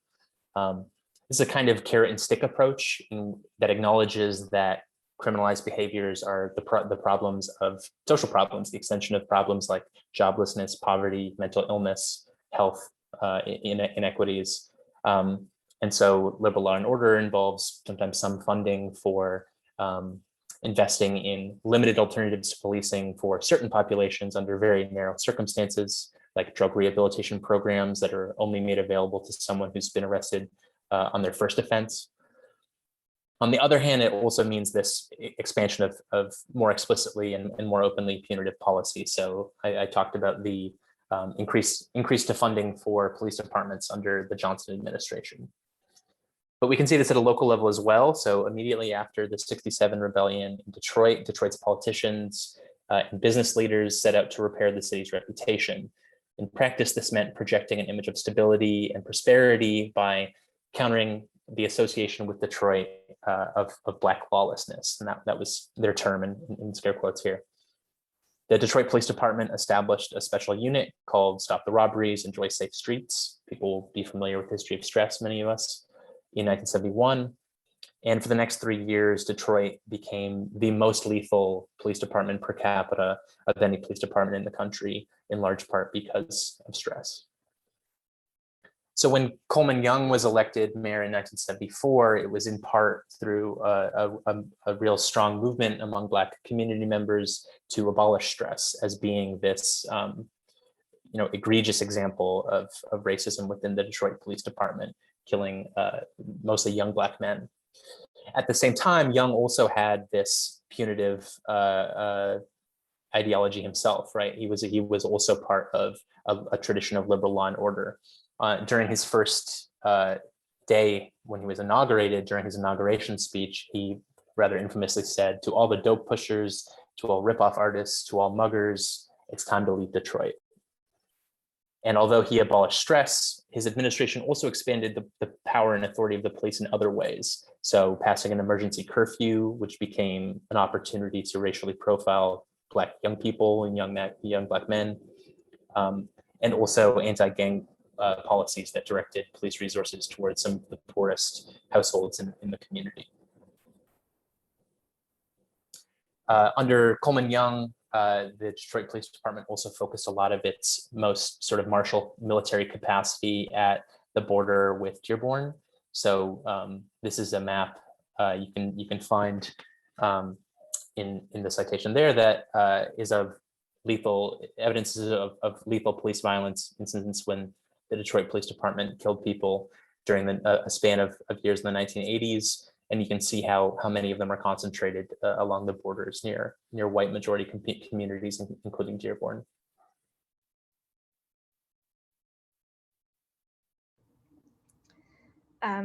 So the incarceration rates since the 1980s has grown way past the much smaller increase in the official crime rate, which peaked in the early 90s, though just remember crime rates are a really problematic metric.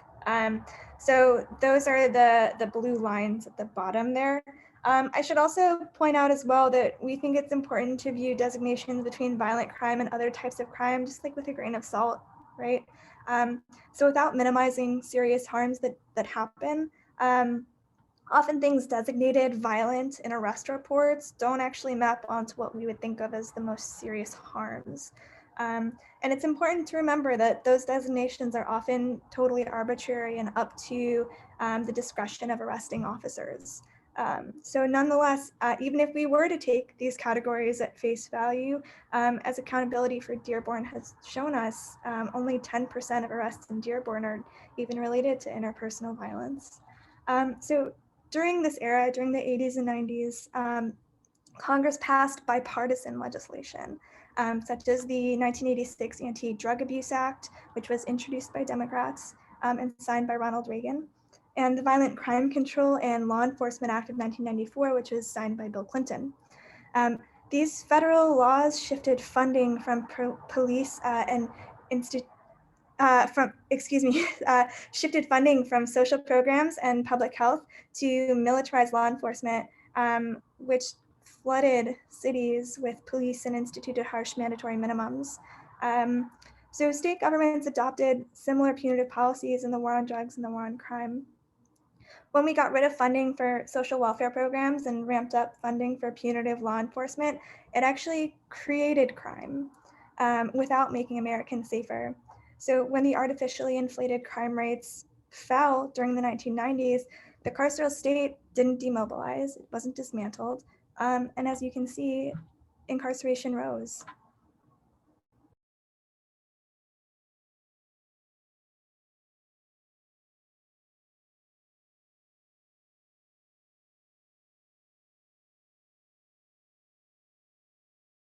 Oh, David, you're muted. Thank you, Ali. Sorry, going back and forth is apparently hard. The next portion of this presentation is about having established what hasn't happened, what reforms haven't accomplished in the past. How do we get to where we can make transformative change possible, right?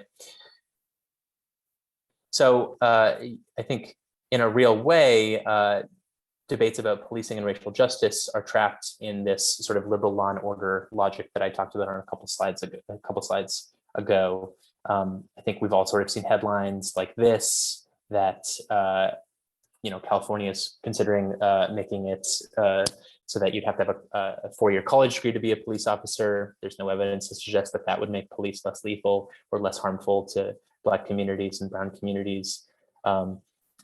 In where I'm from Canada, and so the federal police department, federal police agency, there is being told that it needs to improve its police training.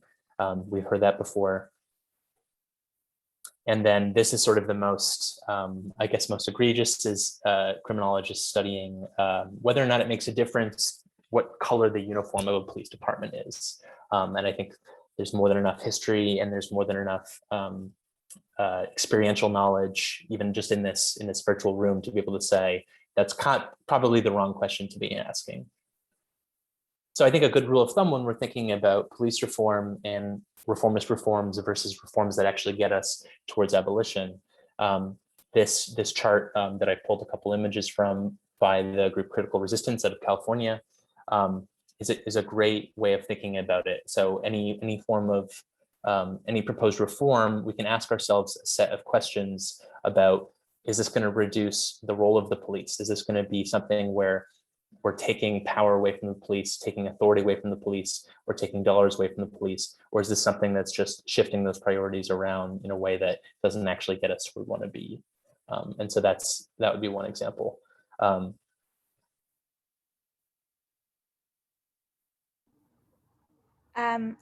Yeah, so I'm going to talk about a couple models of change. David's already talked quite a bit about sort of this reformist reform model, and I'm also going to be talking a little bit about what we're calling the civil liberties model, or an abolitionist model. So we think reform, right? We think, great, yes, let's change the system. But we find a problem with reform, which is that it accepts the fundamental premise, right? It doesn't question the system that's already ingrained. So it's looking for solutions that fit within the criminal legal system as it currently exists, rather than envisioning a system that actually values human life. So with respect to the first question, where does crime come from?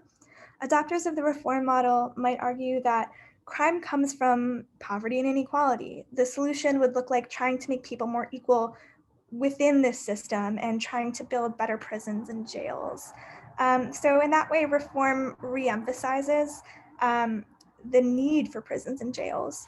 So a more abolitionist approach, or more radical approach, would suggest that, yes, crime arises from an unequal society, but that it's sustained and really created by the criminal legal system.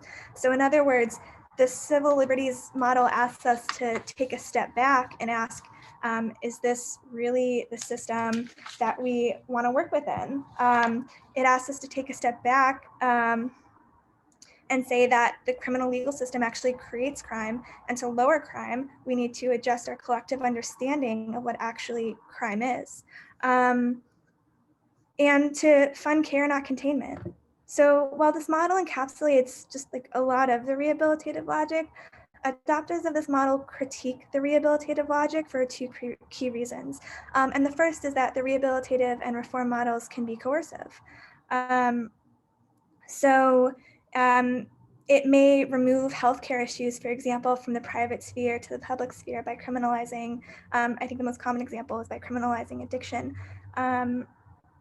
So second, number 2 on this, if you can hit, thank you. It misunderstands the roots of crime and therefore individuates criminal activity rather than understanding that the systems that cause it. So the civil liberties model asserts that criminalization causes crime and that crime control is a cause of poverty. Like the rehabilitative model, the civil liberties model emphasizes the need for more rehabilitative care. However, unlike the rehabilitative model, we understand that those care options should not be coercive because coercive containment is imprisonment. So reform tackles incremental and individual situations within the current system to prevent crime or address it, more humanely when it happens. The civil liberties model is more focused on systemic changes that would ultimately alter the current system to prevent the causes of crime. So the civil liberties model again asks us, is this the system that we really want to work within? Next slide. Thanks. We hear a lot also just about how humane prisons in Scandinavia are. Prisons are closing in the Netherlands. Incarcerated people have access to home visits in Finland. And in Norway, they have these like open model prisons, right? But I want to problematize this a little bit. So if you look at this graph, you can see that Finland incarcerates people at a rate of 53 per 100,000. The Netherlands, 63 per 100,000, and Norway, 49 per 100,000.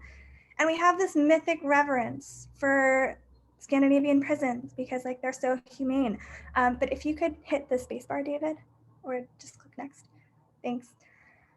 So these actually are the top 3 countries in terms of the lowest incarceration rates. And those countries are San Marino, which is actually a microstate, Guinea-Bissau, and the Central African Republic. While prisons elsewhere may look nicer and more humane and simply better, these systems are still part of carceral states that still rely on the fundamental forms of policing in prisons as solutions for social problems. And these places still use carceral solutions, even if they look, friendlier than they do in the United States.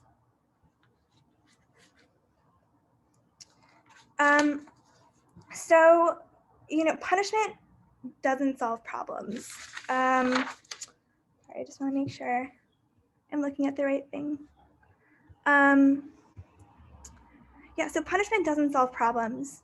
Rather, when states use violence to solve problems, it reaffirms that violence is an acceptable solution to everyday issues. Prisons and the carceral state more broadly denigrate human life and model that such denigration is perfectly acceptable. And for more on abolition as a reasonable alternative to the carceral state, Dr. Ruth Wilson Gilmore has a fantastic interview with KQED and also a profile in the New York Times. So what can you do? First, challenge language and myths when you hear them, right? In your everyday life. Seek out alternatives to calling the police and post those alternatives. Call your elected officials, call your elected prosecutor, and ask how they're working to end cash bail and other discriminatory mechanisms of the carceral state. Call your elected officials and ask how they're advocating for legislation like the Breathe Act, right? I know Congresswoman Rashida Tlaib supports and actually helped unveil that last summer, as opposed to the Justice and Policing Act, which the Movement for Black Lives has argued doubles down on reform strategies, unquote, that will ultimately cement the role of police in our everyday lives.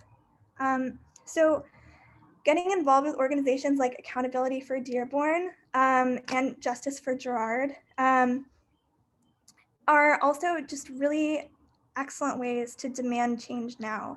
And ultimately, abolition is a genuinely possible alternative to the carceral state.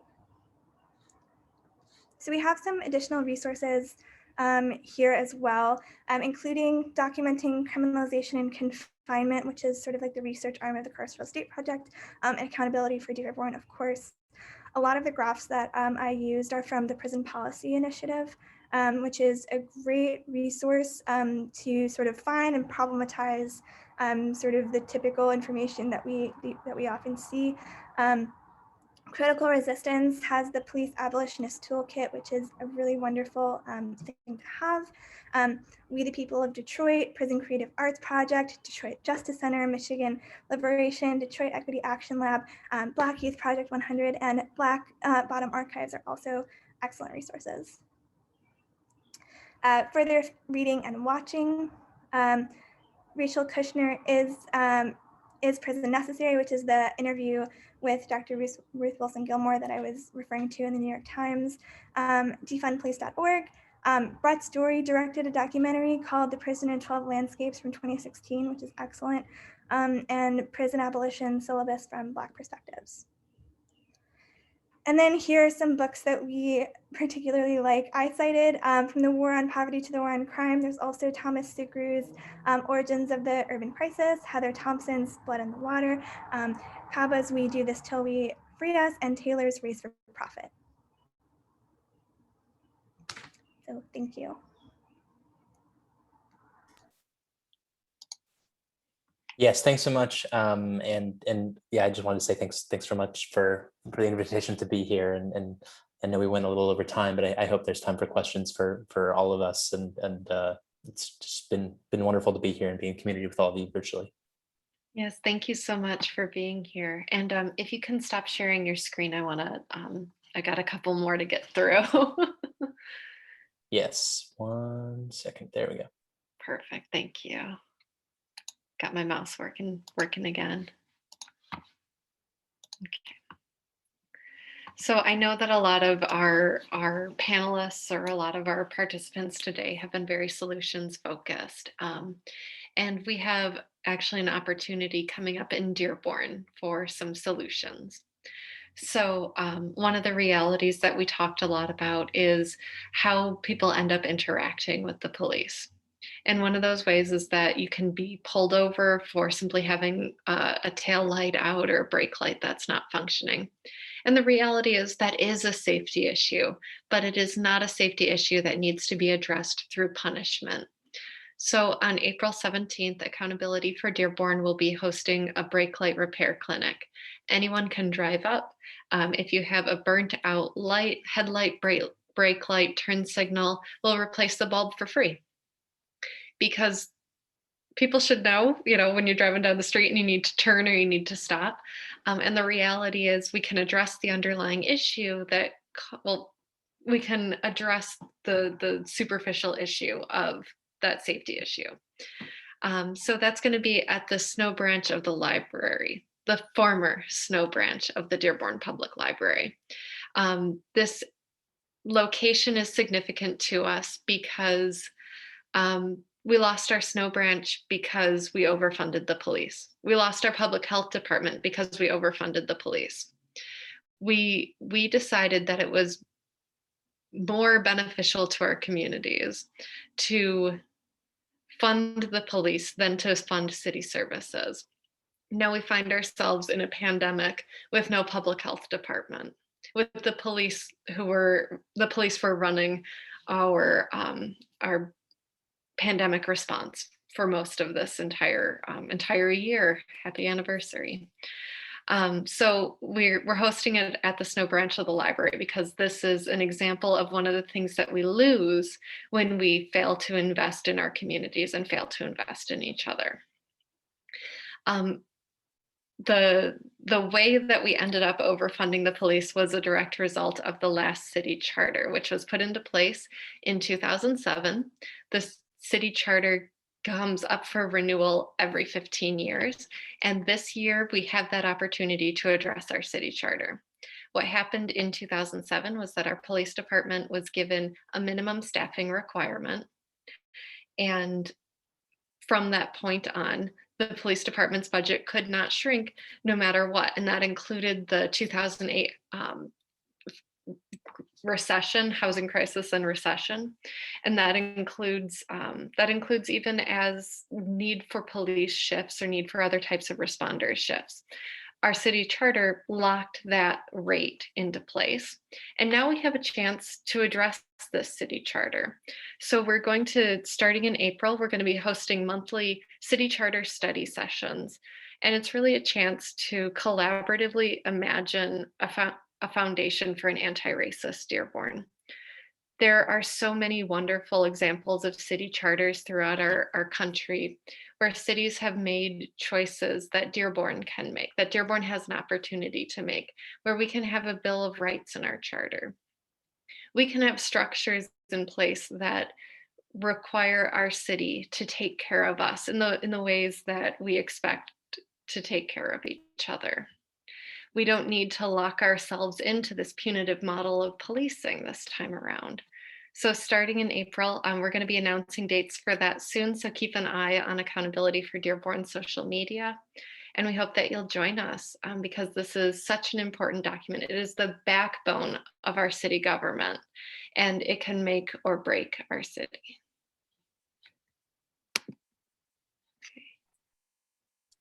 All right. So another event we also have coming up on May 15th at 4 p.m. We'll be starting part 1 of a 3-part series, Turning the Tide, Bridging the Divide Between Arab and Black Communities. And this will be a community discussion.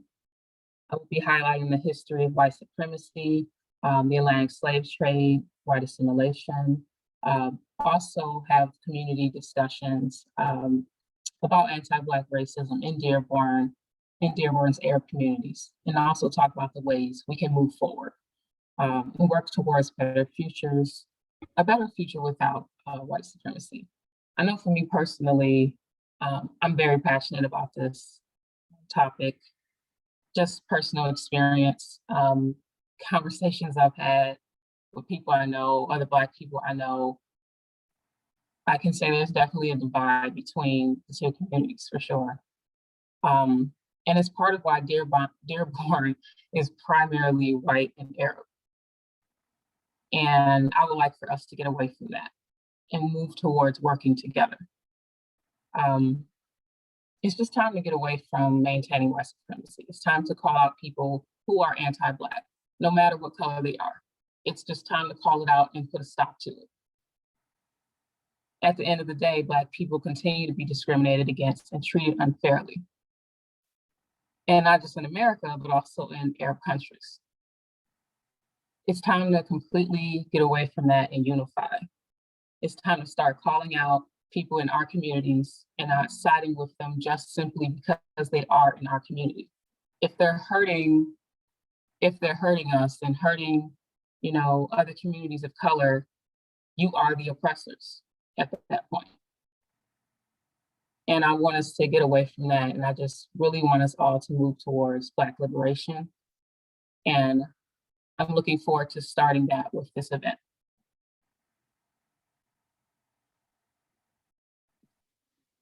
All right, so thank you all so much for being here.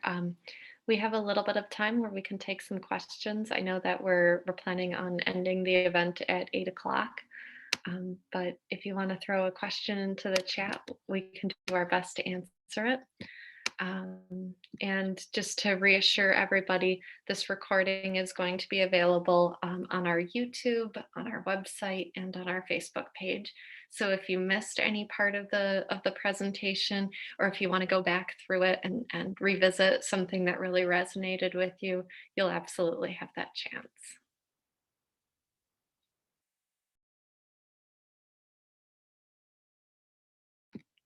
I see a suggestion in the chat for color of law, and I want to echo. I want to echo that as a resource. Color of law and colored property is another really great way to get to know the specific ways that Metro Detroit and our communities ended up being formed.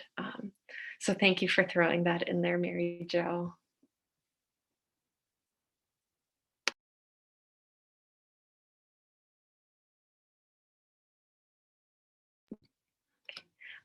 and we've received a question, what community groups will be working on the Turning the Tide series. So we're recruiting right now.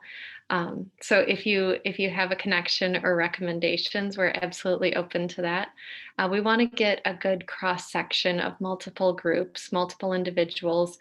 We'd like it to be representative in ways that sometimes these panels aren't. So we don't want to just see professionals. We want to see people who, we want to see mothers and parents on these panels. We want to see people who are part of our communities and working in our communities every day.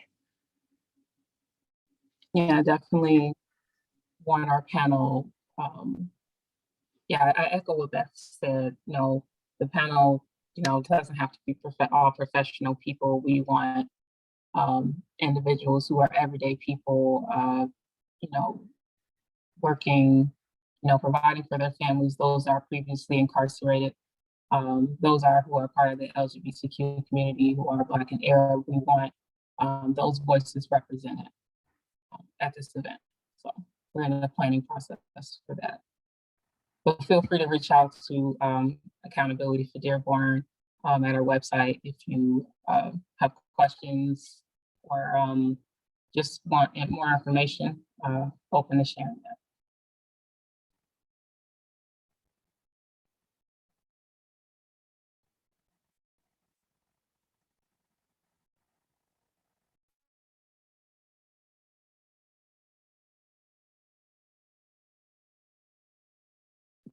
Yeah, thank you all so much for being here. It means a lot to have an audience that represents many different people from our communities, and we hope that you'll keep coming back to these events as we continue these conversations.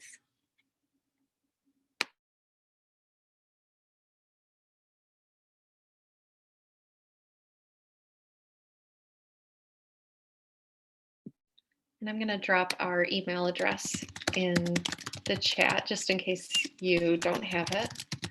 It's the best way to get in touch with Accountability for Dearborn.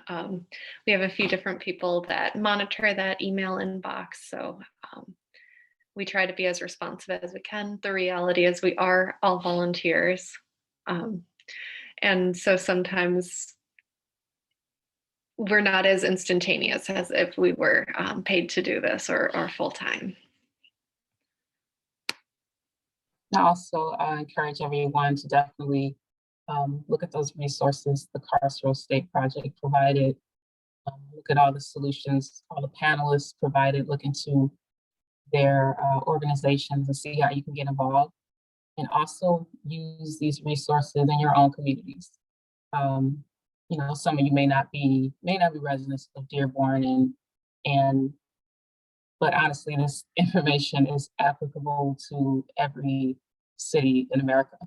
So I really think it's important for us to utilize these resources for that. It looks like we also have a hand raised. So all right, perfect. I'm gonna go ahead and ask you to unmute. Edward, if you're ready. Yes, I had a question there. Can you guys hear me? I had a question there. I asked, is your proposal that you are proposing to take and provide motorists with fixing their cars and so forth, isn't that in fact taking and validating the police biases? They're falsehood. They're claiming that they are stopping people on these pretexts. Your statistics don't say that. The history of the community don't say that. So why are we taking and coming up with solutions as though we actually taking and addressing something that they're finding? That ain't what they're finding. They're finding Black bodies in cars and they're going after them. They're keeping Dearborn clean.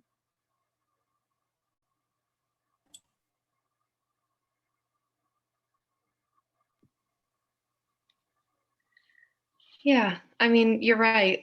Like, these are oftentimes pretextual traffic stops. Mm-hmm. And what we hope to demonstrate with the event is that there are solutions beyond punishment.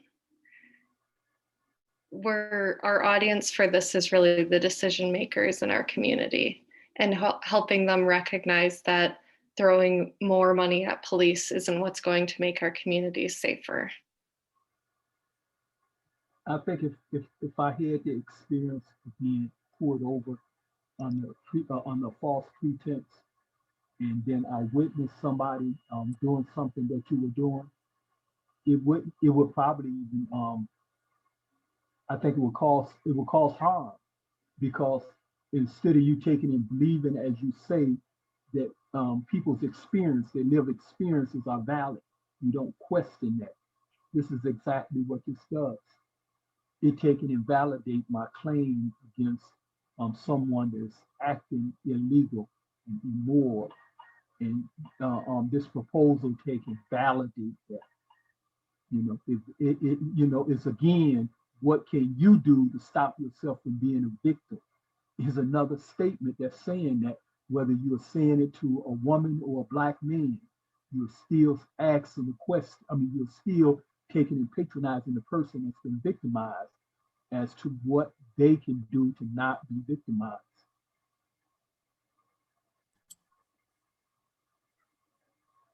Absolutely. Can I? Oh no, go ahead, Alexandria. Yeah, I was also going to mention another hope too with this brake light repair clinic and our continued activism for city government to change things. One of the things we also are hoping is that Dearborn City Council will try to put in place something where they can partner with nonprofits who are working to, turn the tide on, poverty and working towards helping people. Partner with those organizations to instead give out vouchers instead of tickets for, broken tail lights, headlights, turn signals, etc. Places like Minneapolis and Iowa, Oregon are just a few who are already doing that. And it was the city council who put that in place. So I would say that's another thing we're hoping to make happen and hoping to catch that with Dearborn. But yeah, I just wanted to speak to that. To stop policing poverty, because it links back to Black people every time. And Dearborn data shows that is very extreme, and Dearborn should be on the list, the first people doing it. So, yeah. So can I address what Edward is saying? I get what he's saying. He's saying that it's confirming their biases. So it's not really the headlights or the tail lights, because a lot of people have broken tail lights or headlights. It's their policies that we got to really work on changing. It's the mindset. It's disrupting behavior patterns that they think that they have to zero in on Black people. I mean, your data proves that they're arresting and more Black people that even live in the city. So they're profiling and they're, looking for these, for someone with a headlight or a tail light out, or that's their excuse. Because a lot of times your headlight might not be out, but that's their excuse. You didn't use a turn signal, that's an excuse. So we have to work on creating policies, get them to understand that what you're doing right now is not good for the community. What if, we created a day where you don't shop in Dearborn or something like that, then that would affect their pockets. And that will get them to look at it a different way. If someone created like Dearborn as a no-fly zone for, for Black and brown people, that would, you have to get things to really jar them, because what they think they're doing now is helping their community.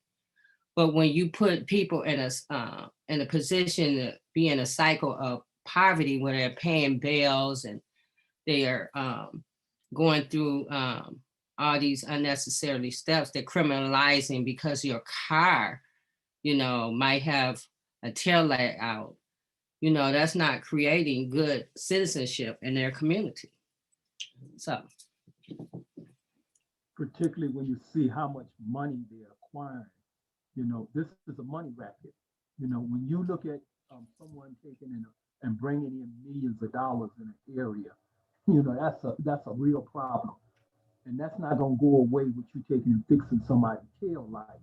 This is a behavior. That's like telling a junkie that if I give you a sweet snack after you get high, don't get high anymore. Okay, that's $1 million. We're talking about $1 million. They have a jackpot. They're paying taxes with people that don't live in the city. These are people that they have biases against, and they're using them to take and pay their damn taxes.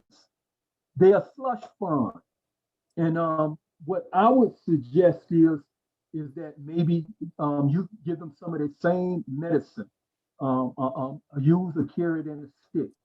Yes, bring these organizations that want to take and do good, like you guys suggested. But I think also at the same time, take and use this information to take and horn in on the police records, to do investigations on those officers that's been particularly involved in taking and writing these malicious tickets. Take and horn in on them and see whether or not they have they're escalated in their behavior. Is as a behaviorist, you would anticipate that if a child gets away with lying repeatedly, then their lives are going to get more egregious. So they're going to transfer from taking a line about traffic tickets to taking a line about felonies. Okay, so these same officers that you have data on, then open up investigation, hire investigators if we can't do it ourselves, to take and look into their files and find out if they ever went into court and lied under oath in felony cases. Okay, and then when they become conscious that somebody is using this evidence that they've been writing tickets with to look at a larger part of their behavior that will place them in jeopardy, their jobs, their financial security, etc., they will act different knowing that that's going on. And it needs to go on with them knowing that it's going on. And at the same time, they can be told, if this is anything legit, work with these organizations that are looking to take and come up with solutions relevant to your claim position. But at the same time, continue to take a look into these guys' behavior, period. Right, because their behavior is predatory to people that's in outside communities. Absolutely. I know we're a bit over on time, but David, did you want to say something? Because I know you were. We're over on time, so I don't want to push us further over on time. But I guess I'm very briefly. I guess I'll say I appreciate that perspective from both Edward and from Jay. I think we should. We should be realistic about what is transformative and what is just helping people survive in the meantime, right? We know the police don't need much excuse to pull people over, but we know that one of them that they do use is busted taillights. And so if it means a handful of people that can avoid having a really potentially lethal encounter with a police officer, that's the logic would be that would be something to pursue. At the same time, I mean, you're both absolutely right that would not be a substitute for transformative reforms and changes being made. So, I don't. My sense wasn't necessarily that was the perspective that accountability from Dearborn is coming from either. So, but I really appreciate the perspective on, and we need to be realistic about what these types of events can and can't accomplish in the short term. in all respect, I know you guys said that your time is up. I want to share something with you. I received a traffic violation, okay? And it's the only traffic violation that I received since I've been home. I've never really been stopped by the police since I've been home, with the exception of me making a mistake and hit my blinker, and I actually took and cut off my lights. And the police pulled me over and let me know my lights was out. And they was very polite. And that was here in Ann Arbor. I was coming from school one night from the university. But in any case, in Redford, and what is it, Redford, I believe it is. I took in, had an accident. Okay, I hadn't been driving that long since I came home, and the visibility was like just a few feet. It was raining cats and dogs, and it just happened suddenly. And we was on a street where the street is constantly turning, and I had two cars, one come on to my left and one on my right, and they were like dragging. And I was taking and trying to get out from between them. And if I slowed down, they slowed down. If I sped up, they sped up. Next thing I know, I was right in the back of another car where I couldn't stop. And I tried to take it, not only stop, but I made the mistake of trying to avert the hit and turned. Instead of my car hitting directly in the back of it, it hit just the back of it enough to tip my car over on two wheels. So the car literally slid for a while on two wheels until it came back to a stop. But by the time it came back to a stop, I had done hit a curve or whatever and got out of the car, and I was injured. I was injured very badly. When and there was a woman that was on the set that asked me that I need medical attention, and I told her yes. And I asked her to assist me over to her vehicle, which she did. And then when the police came, I began to take and try to explain to them what was going on. One of the little young white kids kept laughing about it when I described it to him. And so I got frustrated with him doing that. And here I am, I'm bleeding and so forth. And this guy is playing games. I don't have my glasses. They was lost in the accident or whatever. And I feel disorientated and everything. So I got annoyed by this guy. And so when he came back and asked me to tell him the story probably for the third time, I was like non-responsive. When his partner came and asked me, I explained to him what his partner just did. And he assured me that he wouldn't do it and asked me would I share the details with him, which I did. And he took all those details down. Now, I'm in the hospital for several hours, the first guy come back with a ticket for me. And he got me, wrote a ticket for reckless driving. Okay. And I asked, why would you write me a ticket like this? And he said that, well, you wouldn't cooperate with me. This is the same guy that asked the same story repeatedly over. But that wasn't the worst part of this. I showed up with attorney, not on one occasion, not on two occasions, but more than 3 occasions. Every time the prosecutor took and held my attorney hostage by taking insisting that we plead guilty, and he was demanding that I pay several $1,000s because the girl didn't have a certain type of insurance or gap didn't cover or whatever it was. And he was insisting that I not only take and pay that, but I take and plead guilty to this reckless driving. Me and my attorney took and accepted that we would take and plead guilty to a lesser, which would have been an ordinance as opposed to this higher offense. And the judge didn't step in until she heard me referring to the incident as all this behaviorism as being racist. Then the judge intervened and asked, what is going on? And then the judge took and called all the parties to the thing, and they took me out and they went in the back room. When my attorney come back, he took and said that the judge asked him, looked at my record and said, is this why you holding this case up, why it hasn't been resolved? And he said, no, it's because the graciousness of the case. And she asked him, what was he gracious about it? There was no visibility on that evening. What is the gracious part? He's willing to take and pay a reasonable fine and accept responsibility. So why are you still holding this case up? And then she pointed out to him, no one can pay that amount in this court. That's above the court's jurisdiction. So she eventually called me back out and put that on the record. She made it very clear that nobody in this courtroom pay that kind of money. Okay, but this is what the prosecutor was asking for.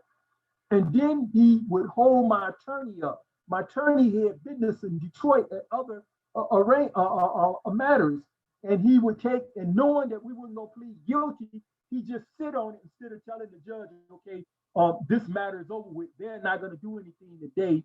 They're demanding a trial. But instead, he will hold the attorney up for several hours. Okay, so that's a cost right there. You know, just so happened I worked it for the attorney and have done work for him. But if I was paying him, that would have costed me more than the traffic ticket itself. And he knew this, and that's what he was taking and trying to run up. You know, and I'm not even going to tell you about the white woman that didn't lie and said I assaulted her in the parking lot with cameras all over the place, and she didn't take and quit the line until I asked the judge for the camera. Okay, so you know, she did the victim thing when she thought that that would be her way. It wasn't a young lady that I was in an accident with; it was her mother, and her mother literally represented her in court as though she was the attorney. Which I never seen before, where somebody, a relative or somebody that's in an accident, just, you know, but I'm quite sure no black person could have done that, you know.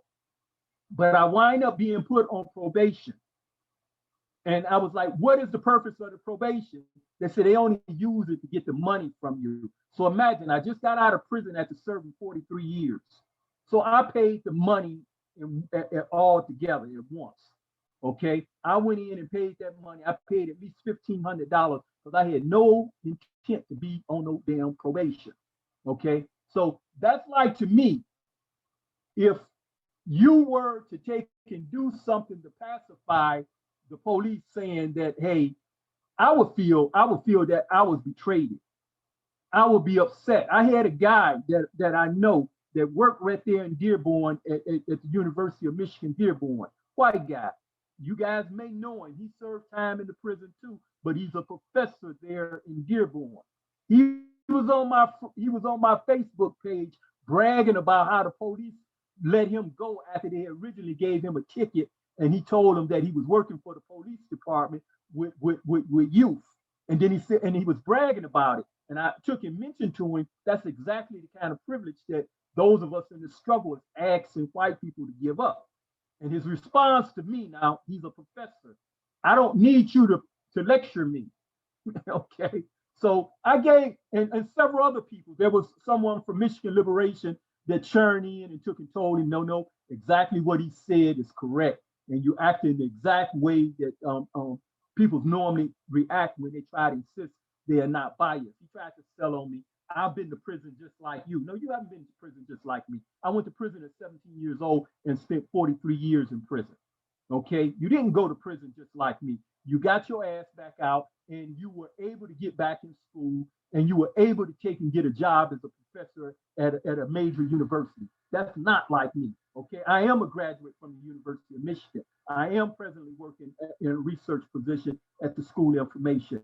And that's, is not typical either. But I have always been aggressive like that. Okay, but the point is that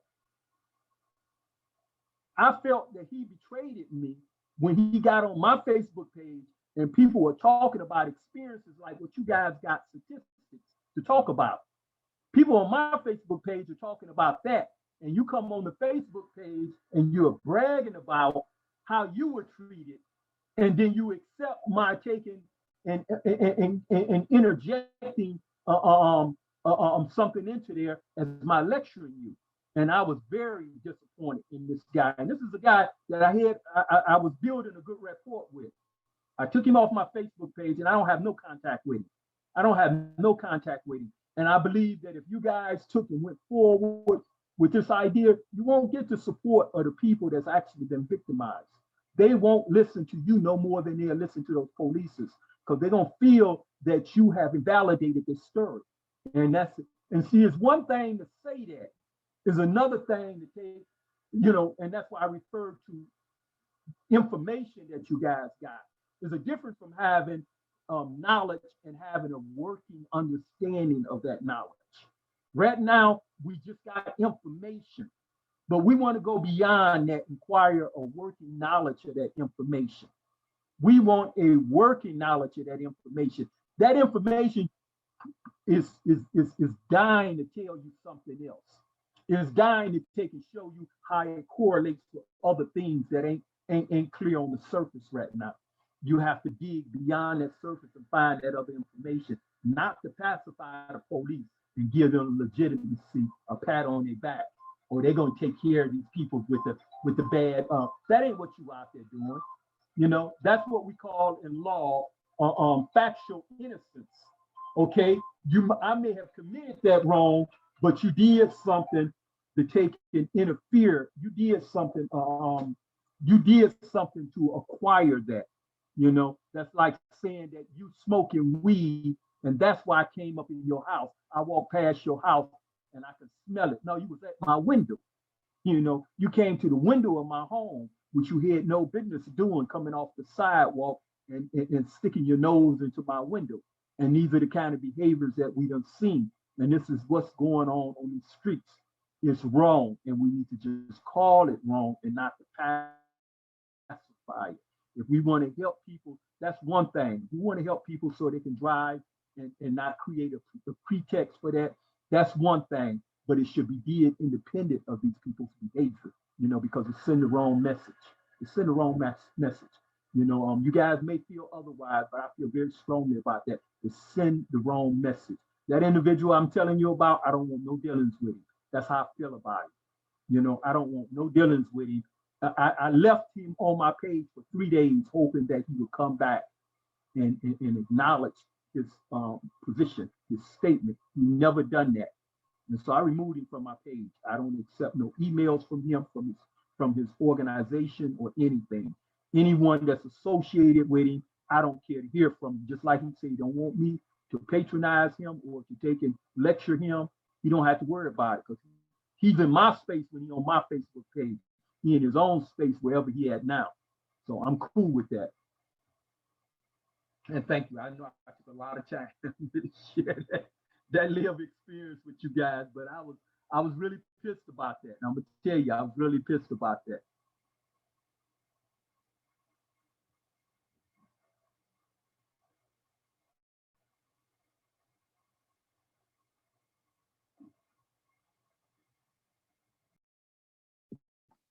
Yeah, thank you for sharing all of that and your thoughts. We really appreciate that perspective. Um, and I think that we can look at ways that we can continue to undermine the power that the police have and to delegitimize them as an organization. And I just so appreciate you bringing that to us. Likewise.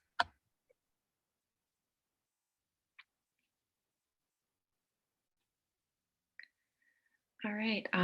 So it is after 8:20.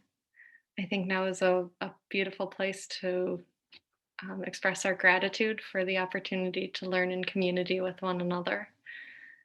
And thank you all for being here. Thank you so much for the invitation to be a part of this. This has been so affirming and wonderful and educational. Yes, it have. I really appreciate the work you guys did in taking and getting those statistics and so forth and taking and pulling them apart and telling the story with them. I really appreciate that. Thank you, guys. Thank you. I really appreciate everybody attending and the partnerships. Definitely have a lot to come back to. Thank you.